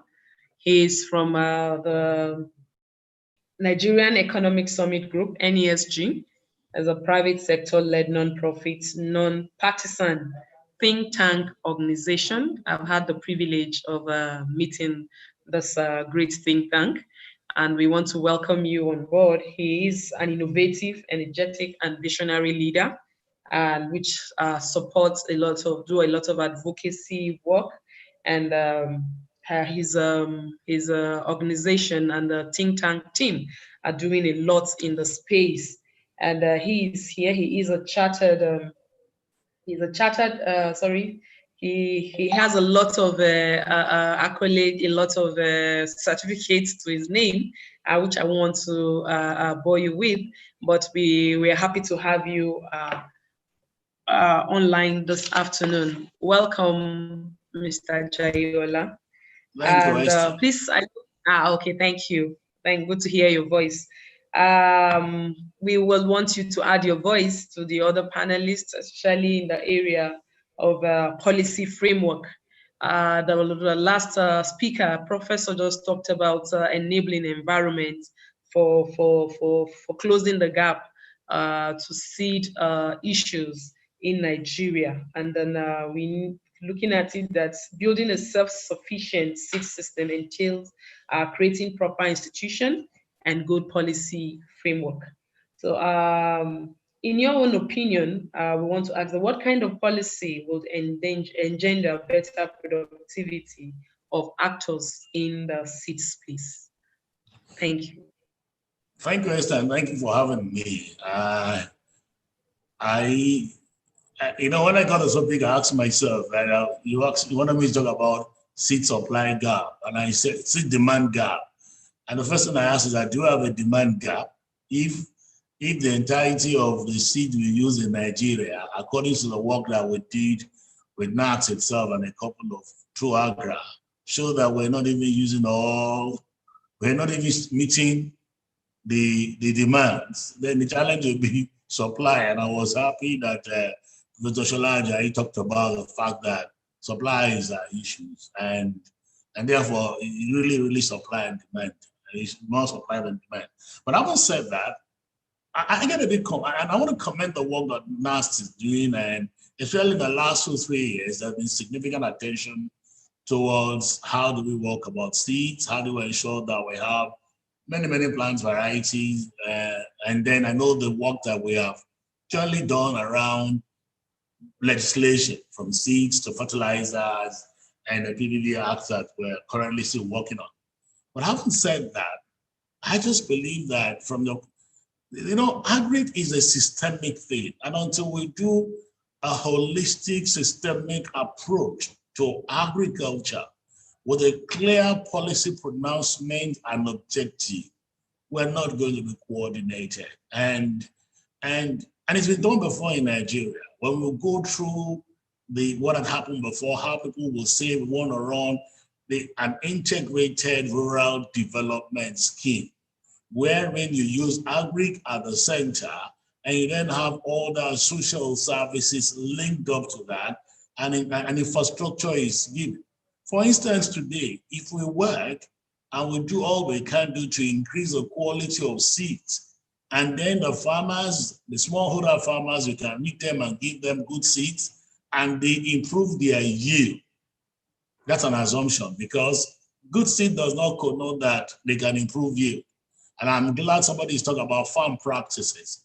Somebody has talked about other inputs around fertilizers and gold, the right quality. You know, somebody is talking about sequencing how some of the farmers' supply is met. Even when you do that and have an increased yield, how you show that this will go a long way to improve the livelihoods of those farmers. So the first thing should be that and our policies are not coordinated in this area. One breath you want to say, are we running food sufficiency? There's no linkage between zero hunger and poverty alleviation and all of these things. And there's a need for all these policies to speak one to another. I've been on board at the previous session. One of the panelists was talking about, even when we start this, how we sure that when another set of government officials come, they won't throw it about. So first and foremost, we need to define exactly how do we want to see our agriculture and recognize the entire value chain, right from input. Seed is input, fertilizer is input, up to running to all those productive area, running to all the market access. In all of those things, we need to talk about it. And part of what we have been telling government is the need for us to have a well-coordinated, integrated approach to agriculture. And unless and until we do that, all the beautiful work that's been done around seeds will not work. One of the things we know today that despite the poor variety of seeds that we run, we still suffer post-harvest losses, significant post-harvest losses in Nigeria. The farmers are still at a subsistence level. When they have bumper harvests, they cannot readily access market at reasonable prices. And therefore, the motivation to remain on the farm is affected. Again, even when we have bumper harvest, the need for us to do some significant value addition to this seed is absent.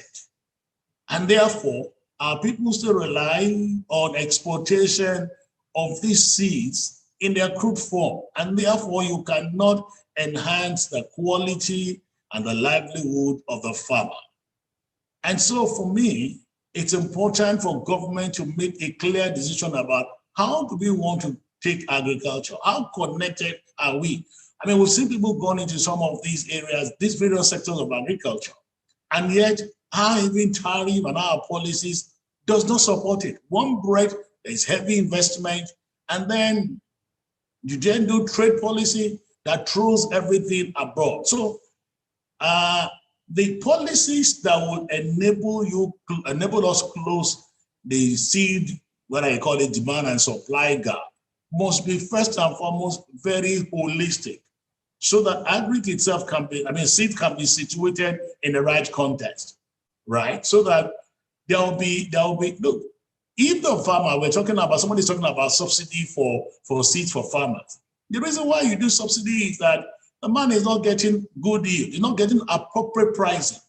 If he gets good seeds and appropriate pricing for his product, you won't need to subsidize him because he will recover appropriately and then doesn't need subsidy. I am a firm believer of market access and letting market help this thing. Subsidy can be at maybe when you are starting initially, but as you begin to have those good yields, you then begin to go on. So what am I saying? I'm saying that we need to look at our total agri policy and see why they speak to each other. I don't see that coherence. Now, we've done a lot of work about laws, and we've done law, we've done NACS law and SIT law. There's a major gap around enforcement. And though we're making, we've done fertilizer bill, it's been signed to law. Who are those enforcing? It still hasn't removed.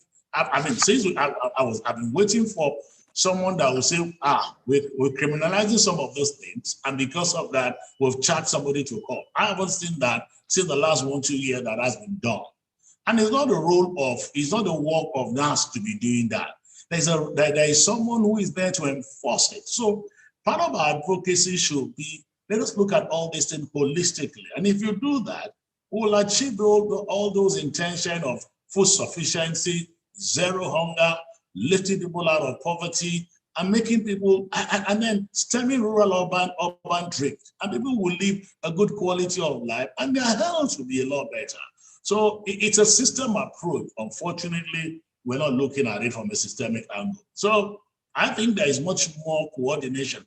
And all the works that AGRA, the CADEP, all of these things are being done are clear enough to see how these things speak one to another. But we haven't seen sufficient, sufficient work.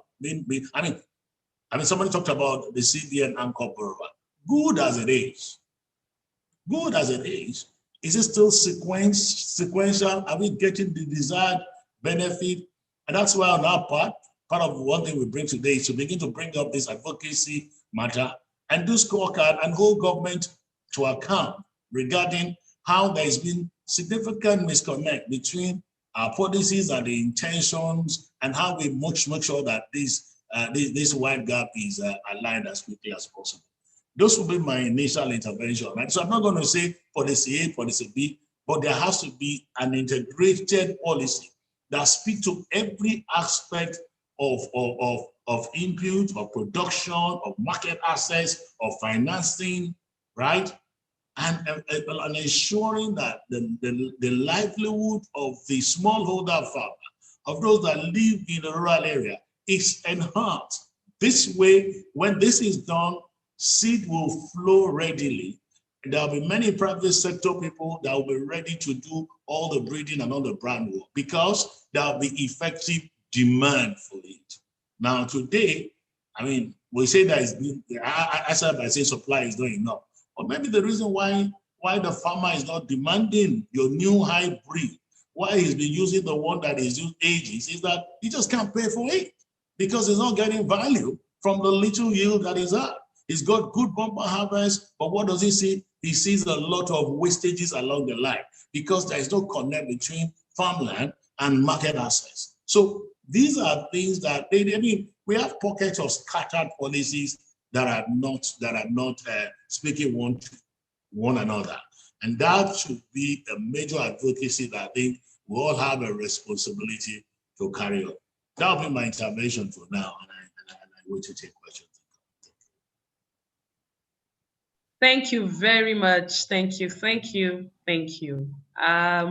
We are grateful for that insight, that we need a more holistic policy, and then the government needs to take the driver's seat and see how we can have everything together, from seed, fertilizer, market access, and making sure that the environment is conducive for the smallholder farmer who produce to get good value for his produce, and he will not need subsidy. If he's able to get very good price for his outputs, he will be able to come back to buy seed.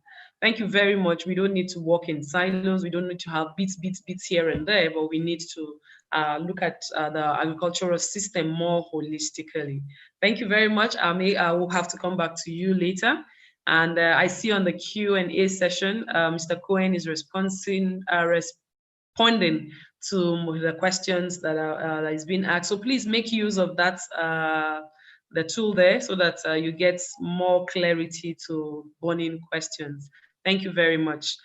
I want to go to the next person on the list of our panelists. We have Engineer Segun Falade.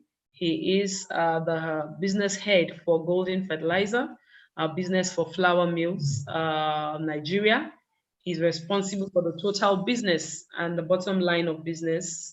He's been in FMN for 4 years, and he has grown the business. We see that he has grown the business very well since 2016. And so he will be actually supporting us here to respond to some of the burning or giving clarity to some of the burning questions in the mind of our listeners today and the participants. Issue around productivity. We are talking about demand for seed, and the last speaker was like, is there actually a demand? Is there actually enough? And so we will be talking about productivity of improved varieties is dependent on proper fertilizer, just like Mr. Jai talked about. We need all the bits in here, just not just seed. Is it dependent on a proper fertilizer application method to suit the seed and the soil type?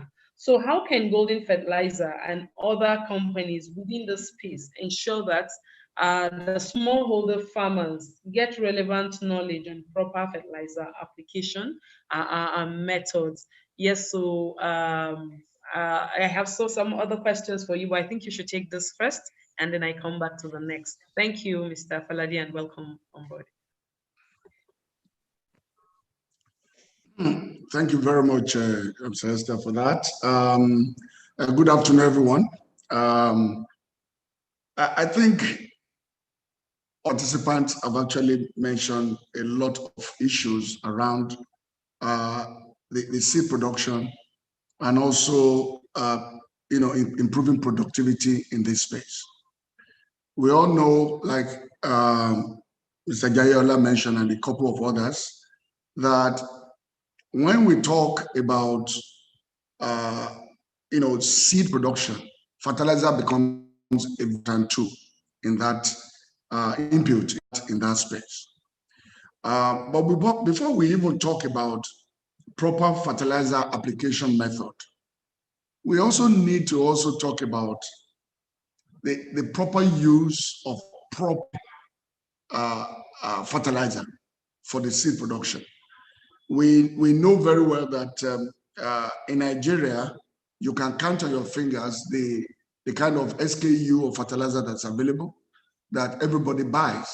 They are majorly generic fertilizers. But because it works for people, everybody either asks for NPK 20-10-10 or you ask for NPK 15-15, which are the ones that are easily accessible. And at the end of the day, even though these fertilizers are available in some areas, in most areas they are not available, these generic fertilizers are not tailor-made to the production of seed in some, for most seed. So what do we need to actually do is to talk about availability of soil and crop specific fertilizers. And when we talk about soil and crop specific fertilizer, it means that we must have a database of the soil map and what actually are the ingredients that are needed in these areas that we want to propagate the seed or we want to do agriculture. There are some soil that is extremely very rich in nitrogen, that when you do your blending of fertilizer, you have to use blend that is less in nitrogen and probably richer in potassium and phosphorus. There are some that have excessive amount of potassium in them, and then you have to reduce the amount of potassium in those blends for that. So it is easy for seed companies, because they are aggregated seed company that knows exactly what they're doing, to come up with the various type of blends that they would require to be able to produce the right type of seed. Once that is done, then there's a need to go to the right source where the fertilizer can be properly blended, so that you know that for every single gram or 10 grams of fertilizer or 2 grams of fertilizer that we have taken, you have the correct NPK constituents that are in there. So when we have that, then we're beginning to talk about how do we now apply it in a proper method.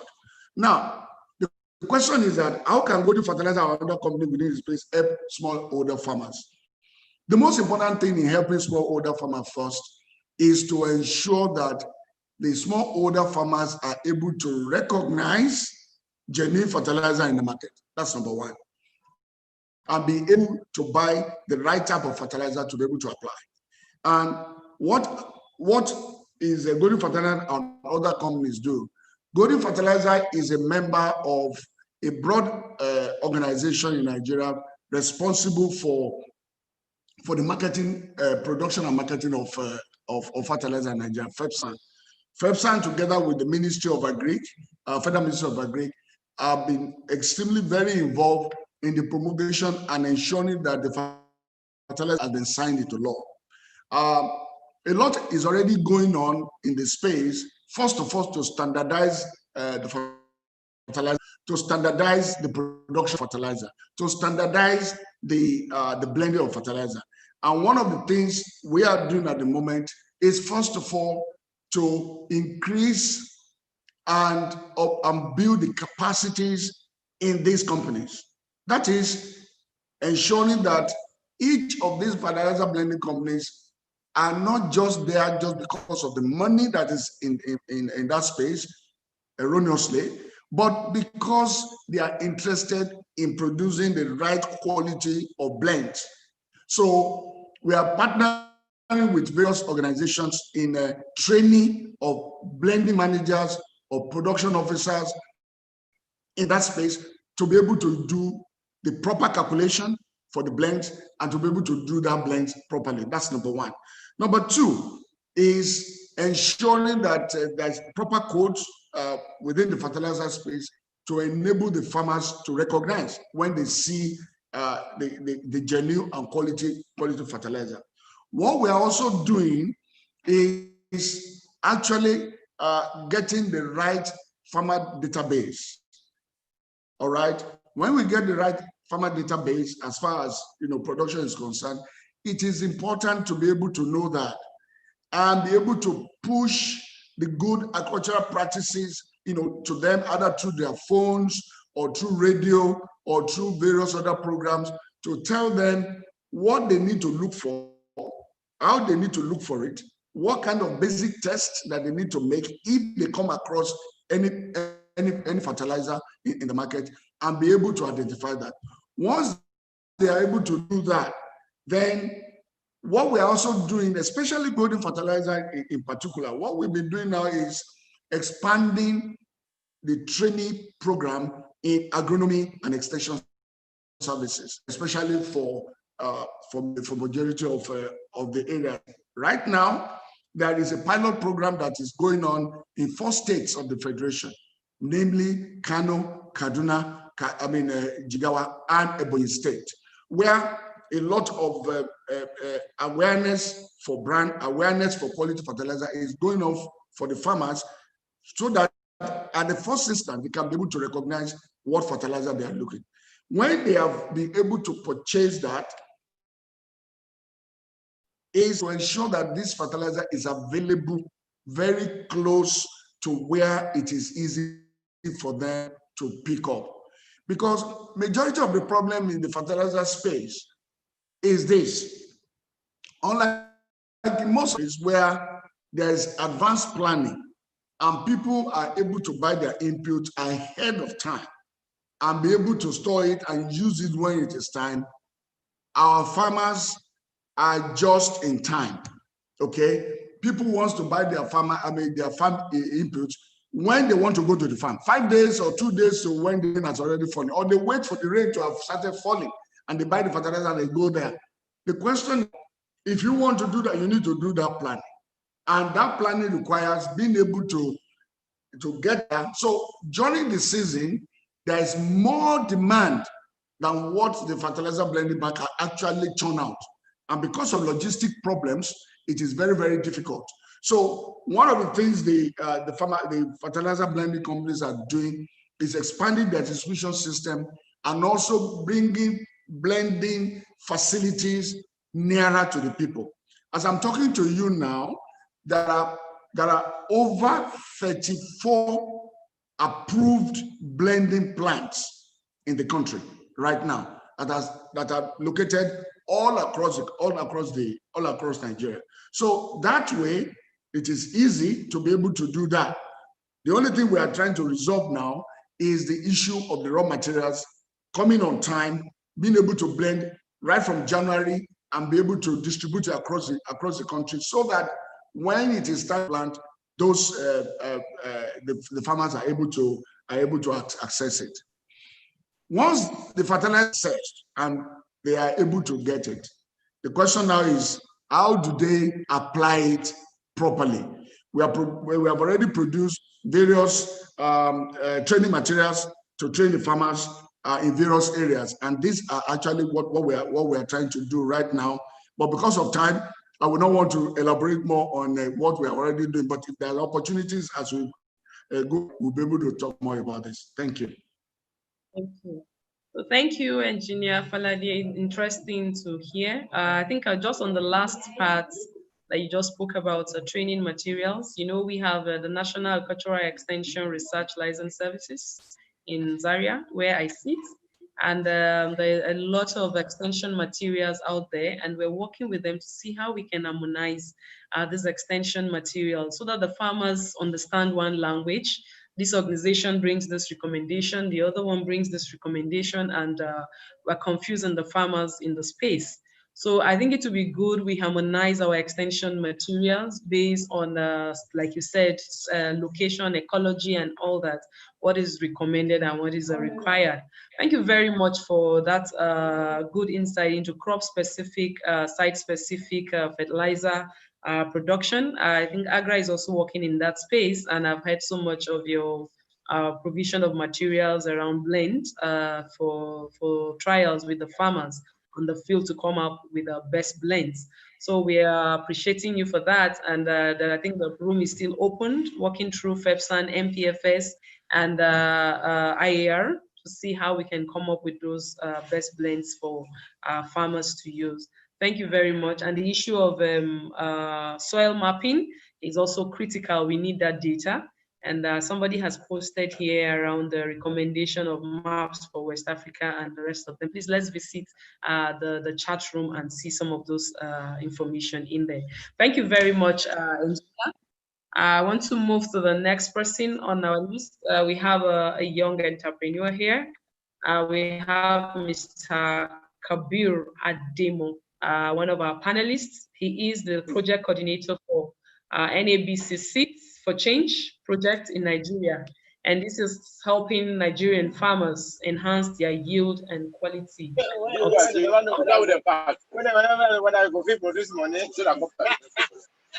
Hello. So, Mr. Adeyomo, you're welcome on board this afternoon, and helping farmers to increase yield through quality produce and then the use of vegetable.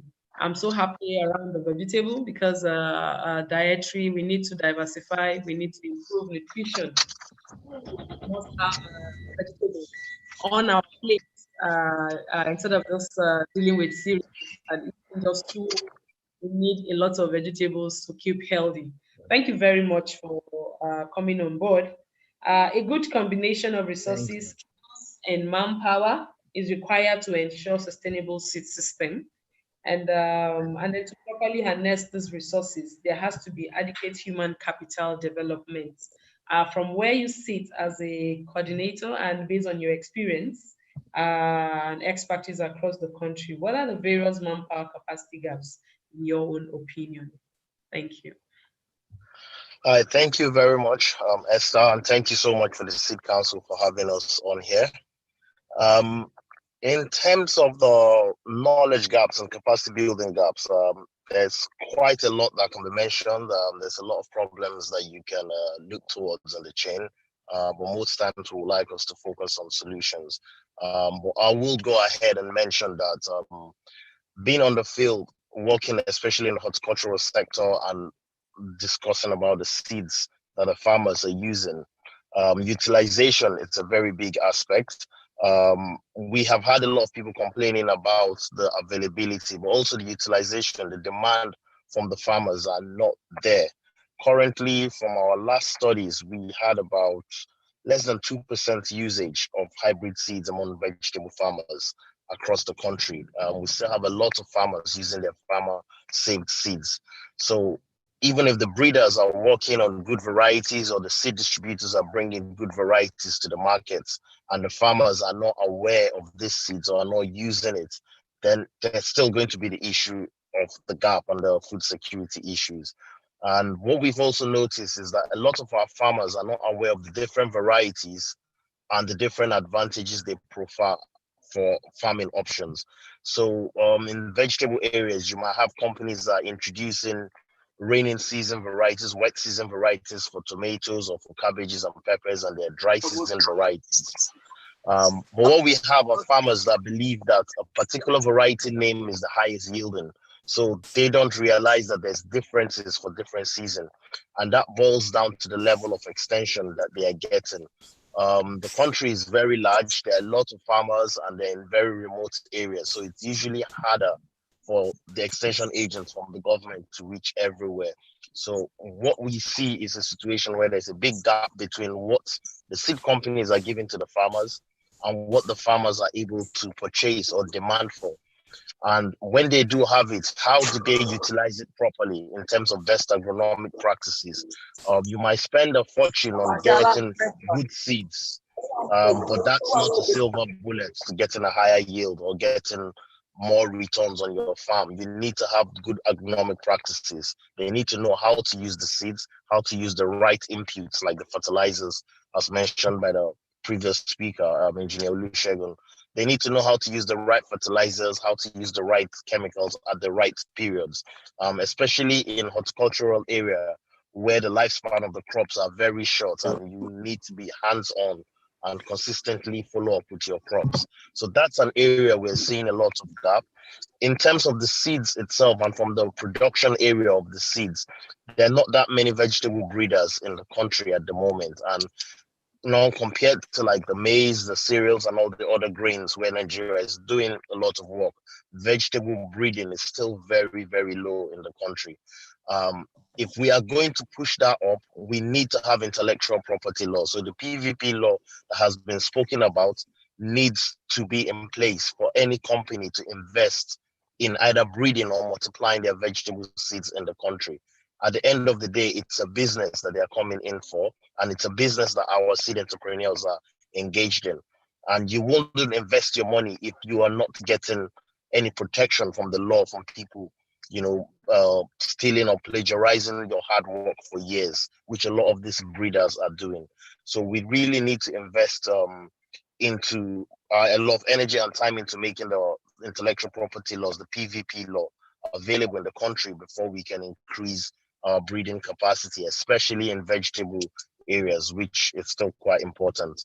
Another aspect that we also see a gap in is this is not an issue for vegetables, but in the wider sense, for outgrowers, for a lot of the seed producers, there's not the seed council is already overstretched with the manpower and the work they have to do. There needs to be inspection of the quality of activities being done by the outgrowers, the quality of the seeds that have been sold as certified seeds. So you will need more inspection officers, and as been suggested earlier, it might be a good idea to have third-party inspectors or to have companies, private companies that can help with those inspections, because there's limited funding going to the seed council from the government. They have limited amount of staff, and that will limit a lot of the work they have to do. About the reach they can have to the farmers and to the seed entrepreneurs. We also have an issue of the fake seeds in the market and the counterfeit products, and also low quality or low performing seeds. This needs to be addressed, and mainly by the Seed Council and other regulatory agencies. But as I've mentioned earlier, they're quite understaffed, they're overwhelmed with a lot of the work. So that can only be achieved by more funding from the government, or for them to increase their manpower. And we also need to have a system where the farmers are able to identify within themselves what kind of varieties work in their location. You need a lot of trials and demonstrations, and the seed companies have to be able to do that. That's what we are doing as part of the Seeds for Change program. It's an impact cluster that's bringing in 6 of the Dutch horticultural companies. 5 of those are seed companies, and 1 is a crop protection company. And we are trialing varieties and demonstrating varieties to the farmers so that they can see what varieties work well, what varieties are suitable for different times of the year, and they can see the yields for themselves, not just what is stated on the literature, but what they are seeing on the field. because for most farmers, seeing is believing. They need to see it actually happening. You can tell a farmer your produce is giving you 10 tons a hectare or 10 kg per plant, except they see a field close to them achieving something close to that, they wouldn't adopt those practices, they wouldn't adopt those seeds. So this is something we need to think about. How can there be farmer associations that can come together and trial out and demonstrate some of these inputs and seeds that have been brought to the farmers, being brought into the country and marketed to farmers? It shouldn't just be demonstrations or trials done by the seed companies or by the seed council. As a farmer that is investing into this seed, you should be able to have your own organizations where you are trialing this produce that you're going to spend your money into, and that forms a database for farmers. And like a farmer association of the country will be able to use that, to make informed decision when they're investing. These are some areas that I think we've seen some gaps in terms of food security and our farmers. Thank you very much, Mr. Kabir. I think I was nodding my head because where I sit, we work on a lot of extension capacity building, and that's very important. The farmers must know, they must have the knowledge on how to utilize whatever technology that is out there. The good seed does not grow and translate into yield on its own. They must know the right fertilizer to use, the right time of planting, the seed rates, the gap, and everything around that needs to be holistic, the good agronomic practices. So we need to do more around extension. And then from your last discussion, words, farmer to farmer extension is also very important. Our farmers are not illiterate in code. They know, they have their indigenous knowledge systems, and then we need to penetrate in and work with them to see the benefits of all that we are doing. Thank you very much for your contribution. I'll quickly go to the last speaker, and then we will conclude on this session. We have Mr. Eugene Apikodo, who is the Project Development Manager at RIJK Zwan. Vegetable breeding. So we're having the vegetable, the last part of the discussion, which is very, very critical. Nutrition, vegetable is very important. So I want to go to you quickly. To effectively meet the seed demand gap in the sector, there needs to be a proper assessment of the contextual needs in the country, given the various peculiar needs in Nigeria. Like somebody spoke earlier today, we have differences in ecology, even in space. What are the various needs in the country as shown by current market demand statistics, and how can this be met? I hope you'll have this information at hand to discuss with us from the work that you are doing around vegetable. I see that you've done a lot around this, the different varieties, and then all that. So Mr. Eugene, you're welcome on board. Can you please help us with some statistics around demand, the needs in the country, and then how can we meet, especially around vegetable, where you have an expertise? Thank you. Mr. Eugene? Hello, Mr. Eugene? Can you hear me? Hello. Yes, Mr. Eugene, did you hear me? Yes, I'm hearing you. Yes, so I was saying that I've introduced you, and I was waiting for your response to the various needs in the country as shown by current market demand statistics, and how can we meet the seed demand. So I was looking at it from your own expertise around vegetable. Can you please talk around the demand for the seed, and how can we meet those demand from statistics that are available to you? Thank you.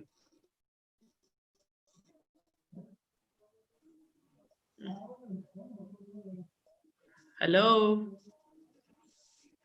Thank you very much. I think the ability to demand is huge. And yeah, are you hearing me? Yes, yes, I can. Are you hearing me? Yes, Eugene, I can hear you. Okay. So what I'm Yes, I've been hearing the presentation of Kabir, and I believe that as Rex One, because I'm working for Rex One, and I want to talk about Rex One. We've been in Nigeria for the last, since 2017, and the demand is huge, but what is needed is also the quality of the seed that you start with,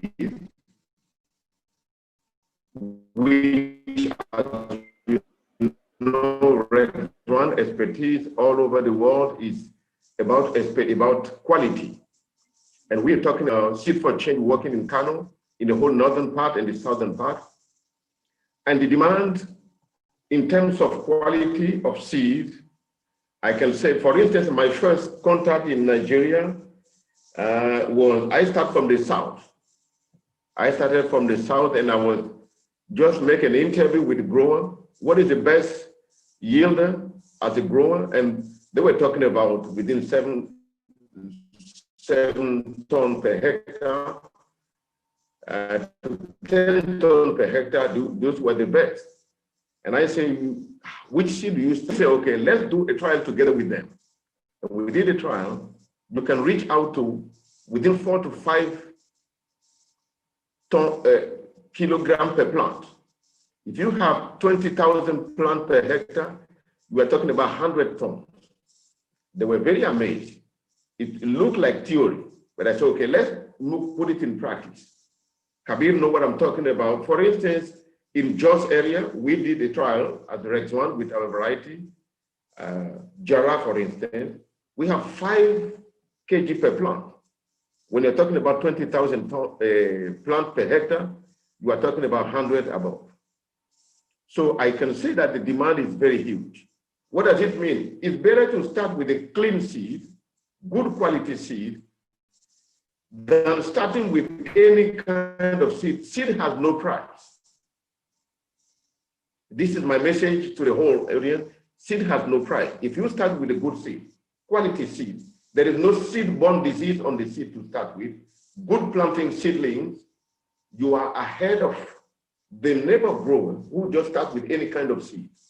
And I'm very proud to say that for Rex One, we really want to support the whole Nigeria with a good quality seed. We want to professionalize the agriculture sector by bringing good seed to start with, good agricultural practice to support, and you are very much sure to achieve great things with starting with a good seed.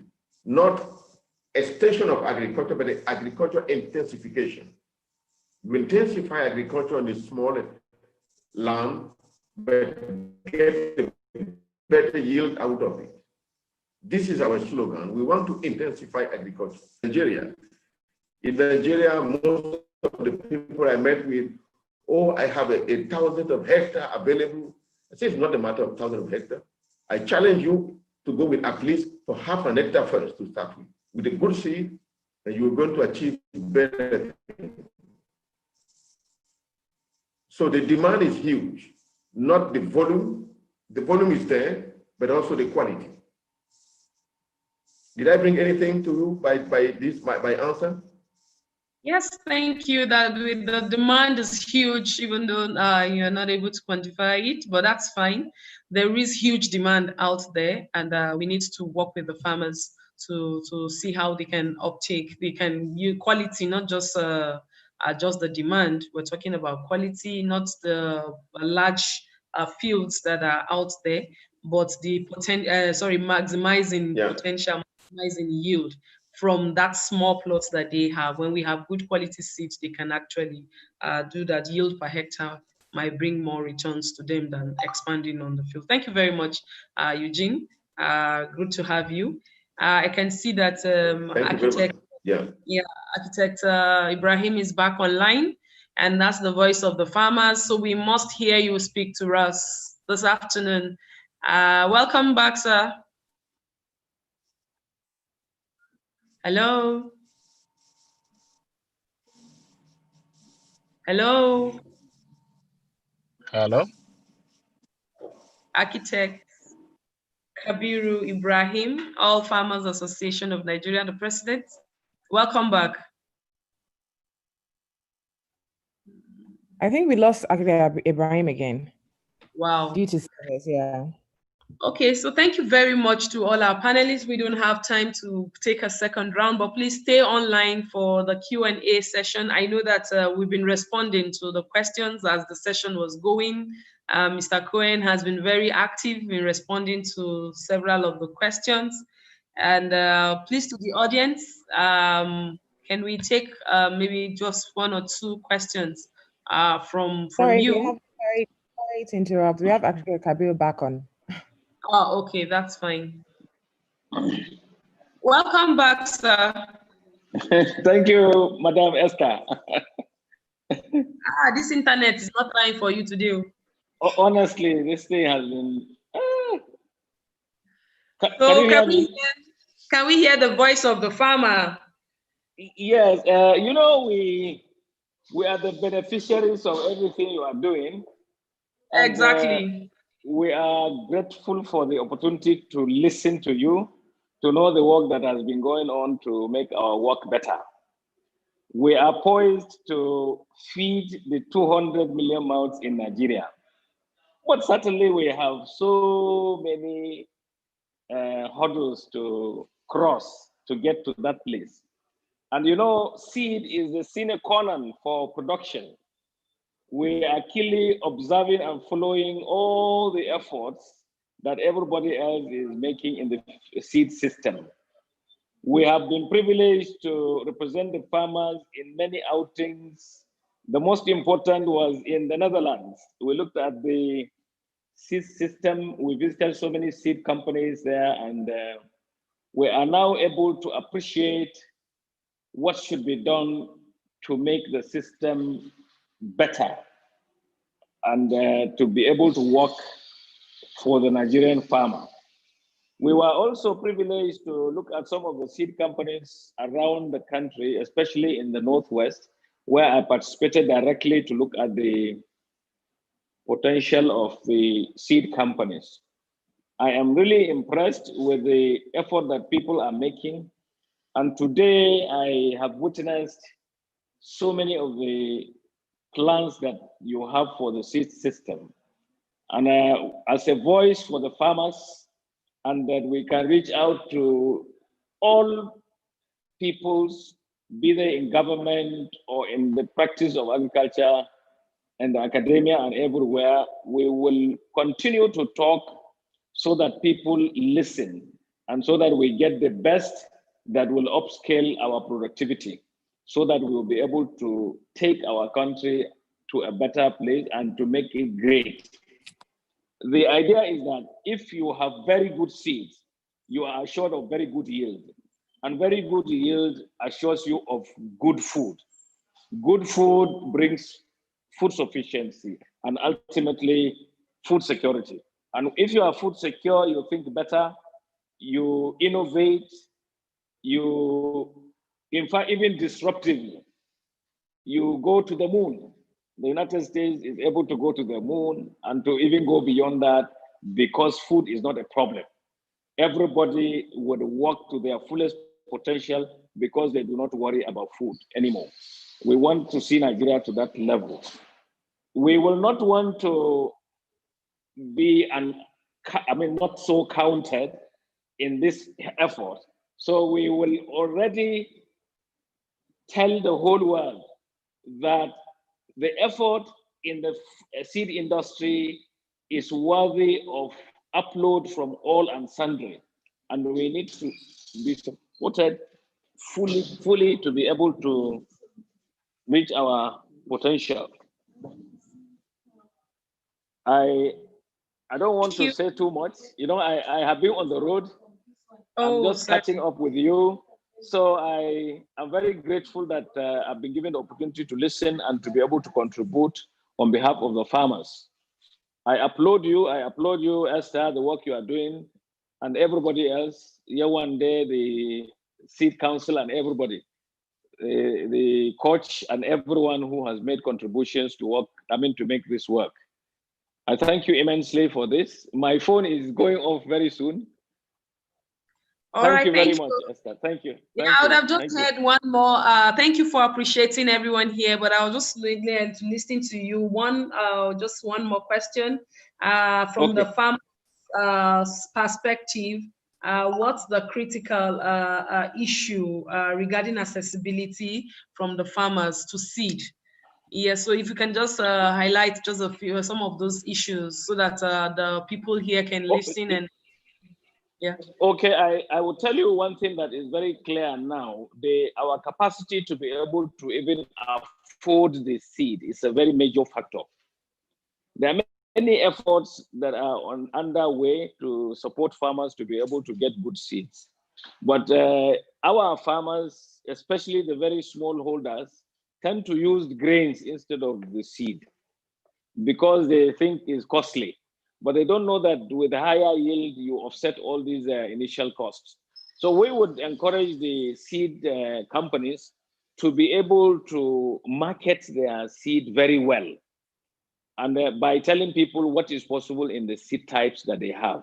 That way, the farmers will be incentivized better to really procure the seeds and use them.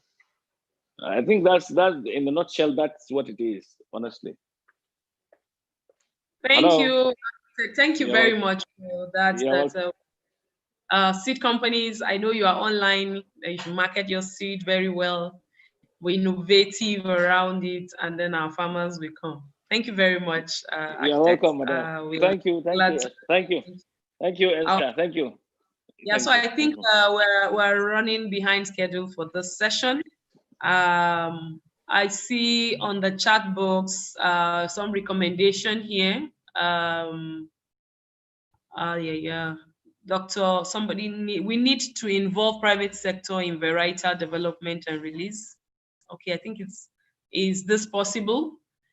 NASC, this is a question to us that we need to involve private sector in varietal development and release. Is it possible?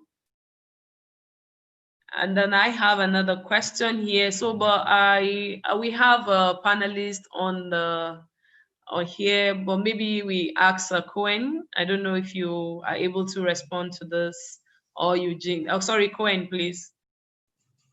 Respond to what question? As it's not directly to you, but I'm trying to see if you can. The need to involve private sector in varietal development and release. The person is asking, is this possible? Well, the development. Can I answer to that? Oh, yeah, of course. All right. Yes.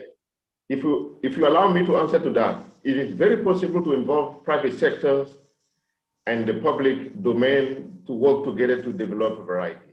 What is happening, for instance, is that the halfway material, I mean, the public sector always focus on the fundamental research to develop a material that will be available for the private sector to do further breeding, to bring variety to the market. So this kind of collaboration, I've seen it in most of the developed countries, where the private sector work together with the universities, with the different, I've seen many students coming to the university to develop a certain material that will be useful for the private sector. So I believe that this kind of thing needs to be strengthened. But always the role of the private sector will be to do further breeding, to bring in variety to the market, and to do all the process of production of the seed and so on and so forth. To make the sector much professional, I believe this link within the private and the public should be encouraged. But it should be clear that the research, for instance, the National Research Institute, the universities, where the students can develop material, work on different material that will be useful for further breeding. That would be my answer to this. Yeah, thank you, Eugene. Cohen, do you want to add more to this? Yes, I want to add more to that. It's not only that it's possible, but that is what is on ground in Nigeria. You see, for even those who are bringing in varieties that are not here, we do not just allow them to just go ahead and introduce them. They work with our public research institutes, like IAR IR&T and all these relevant research, it depends on where the mandate crop are. So the evaluations and everything are done jointly, and you discover that even when it comes to the release of the variety, the different part, both the research, the private sector itself, and other members of the varietal release committee goes to the varietal release and release it on the name, in the name of the company, the private sector that sponsored their research. So I think it's not just a possibility, but it's even the way to go. The government resources cannot take responsibilities of all research. So the private sector has a very great role to play. Thank you. Thank you. Thank you, Dr. If I just may add to that, East West Seed has a very practical approach to product development. We clearly study the markets to develop new varieties that are actually demanded. So currently, for instance, in Nigeria, we're working on an onion that has a better storability. So farmers can store the onions for a longer period, possibly to benefit from higher prices when the prices go up. We also develop varieties that are suitable for off-season production. Again, onions are traditionally not produced during the rainy season, but we developed an onion prema, which is suitable for production during the rainy season. So that would be April, May planting, and the harvest will be in the bare months where usually the onions are expensive. So when it comes to product development, it is absolutely key. One, you work with the research institutes, but two, you study and analyze the market to actually develop what is a real demand by the farmers of Nigeria. Thank you, Cohen. Product development, you need to study the environment, work with the farmers on what is being demanded. So these are private people that also contribute to product development. Finally, there is a question, but this is directed to Engineer Falade from Golden Fertilizer. I saw that on the box. Why do we have more fertilizer available in the north than in the south? I don't know if there's any reason for that. Thank you. I think I answered that question by typing the answers there. I don't know exactly which area of the country that is talking about that the fertilizer is not available. But the person is far away from saying the truth, because 80%, more than 80% of fertilizer being produced in this country are being used in the north. So they, over the years, and the statistics have shown it year after year, that certain specific areas of Nigeria that adopt the use of fertilizer a lot more than others. If you are talking about South-South and Southwest region of Nigeria, the adoption of fertilizer in those areas are extremely very low, with the exception of palm plantations that are using fertilizer. Normal, small-scale older farmers believe that their land is very fertile and that need for fertilizer in most of these areas. So there is a reticence for the use of fertilizer in some part of these areas. The only thing we are trying to do now is trying to encourage them to see demo plots that fertilizer are being used, demo plots that fertilizer are not being used, training the farmer to see the yield that is available in so many areas. So it takes time for them to adopt this. And fertilizer companies are business people. They only gravitate to an area where there's money.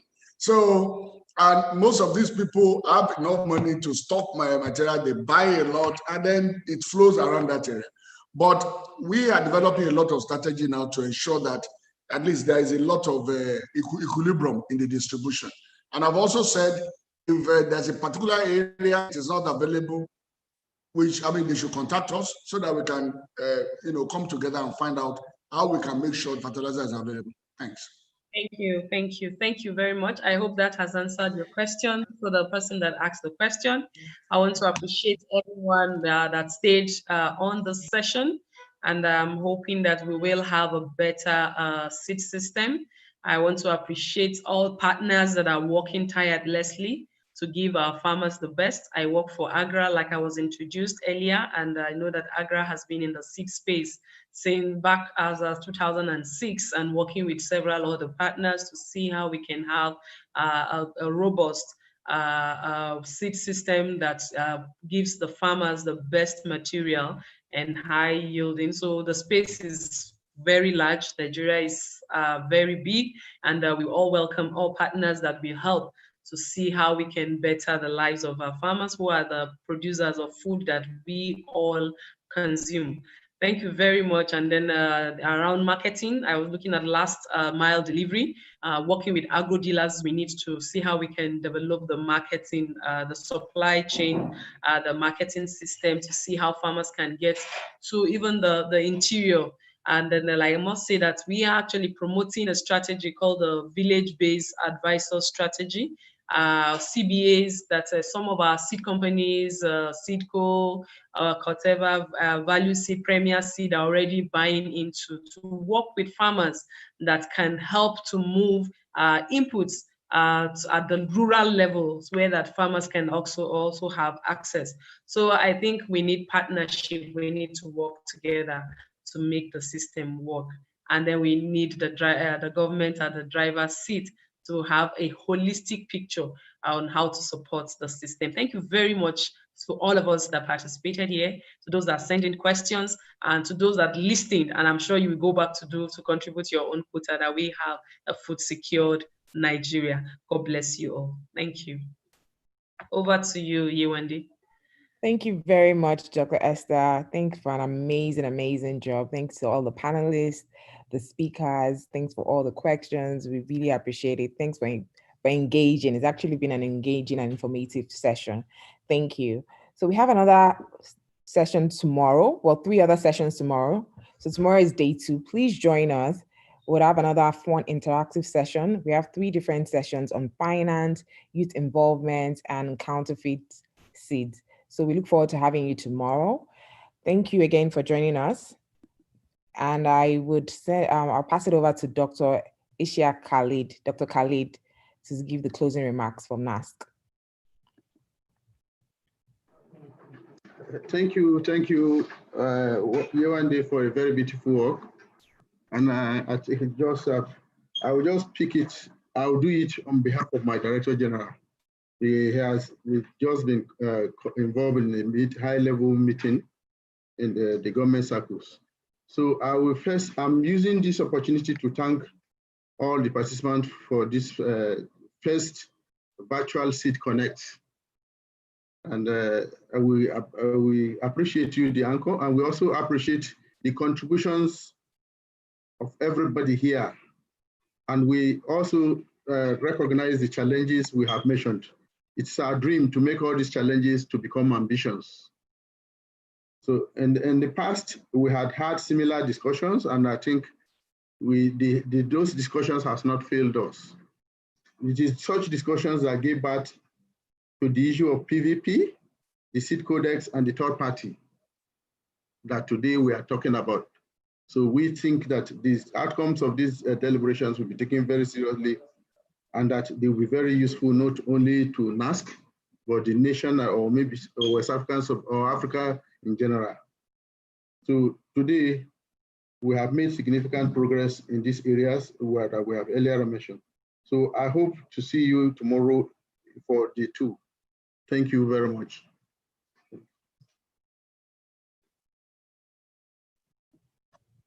Thank you very much, Dr. Khalid. Thank you, everyone.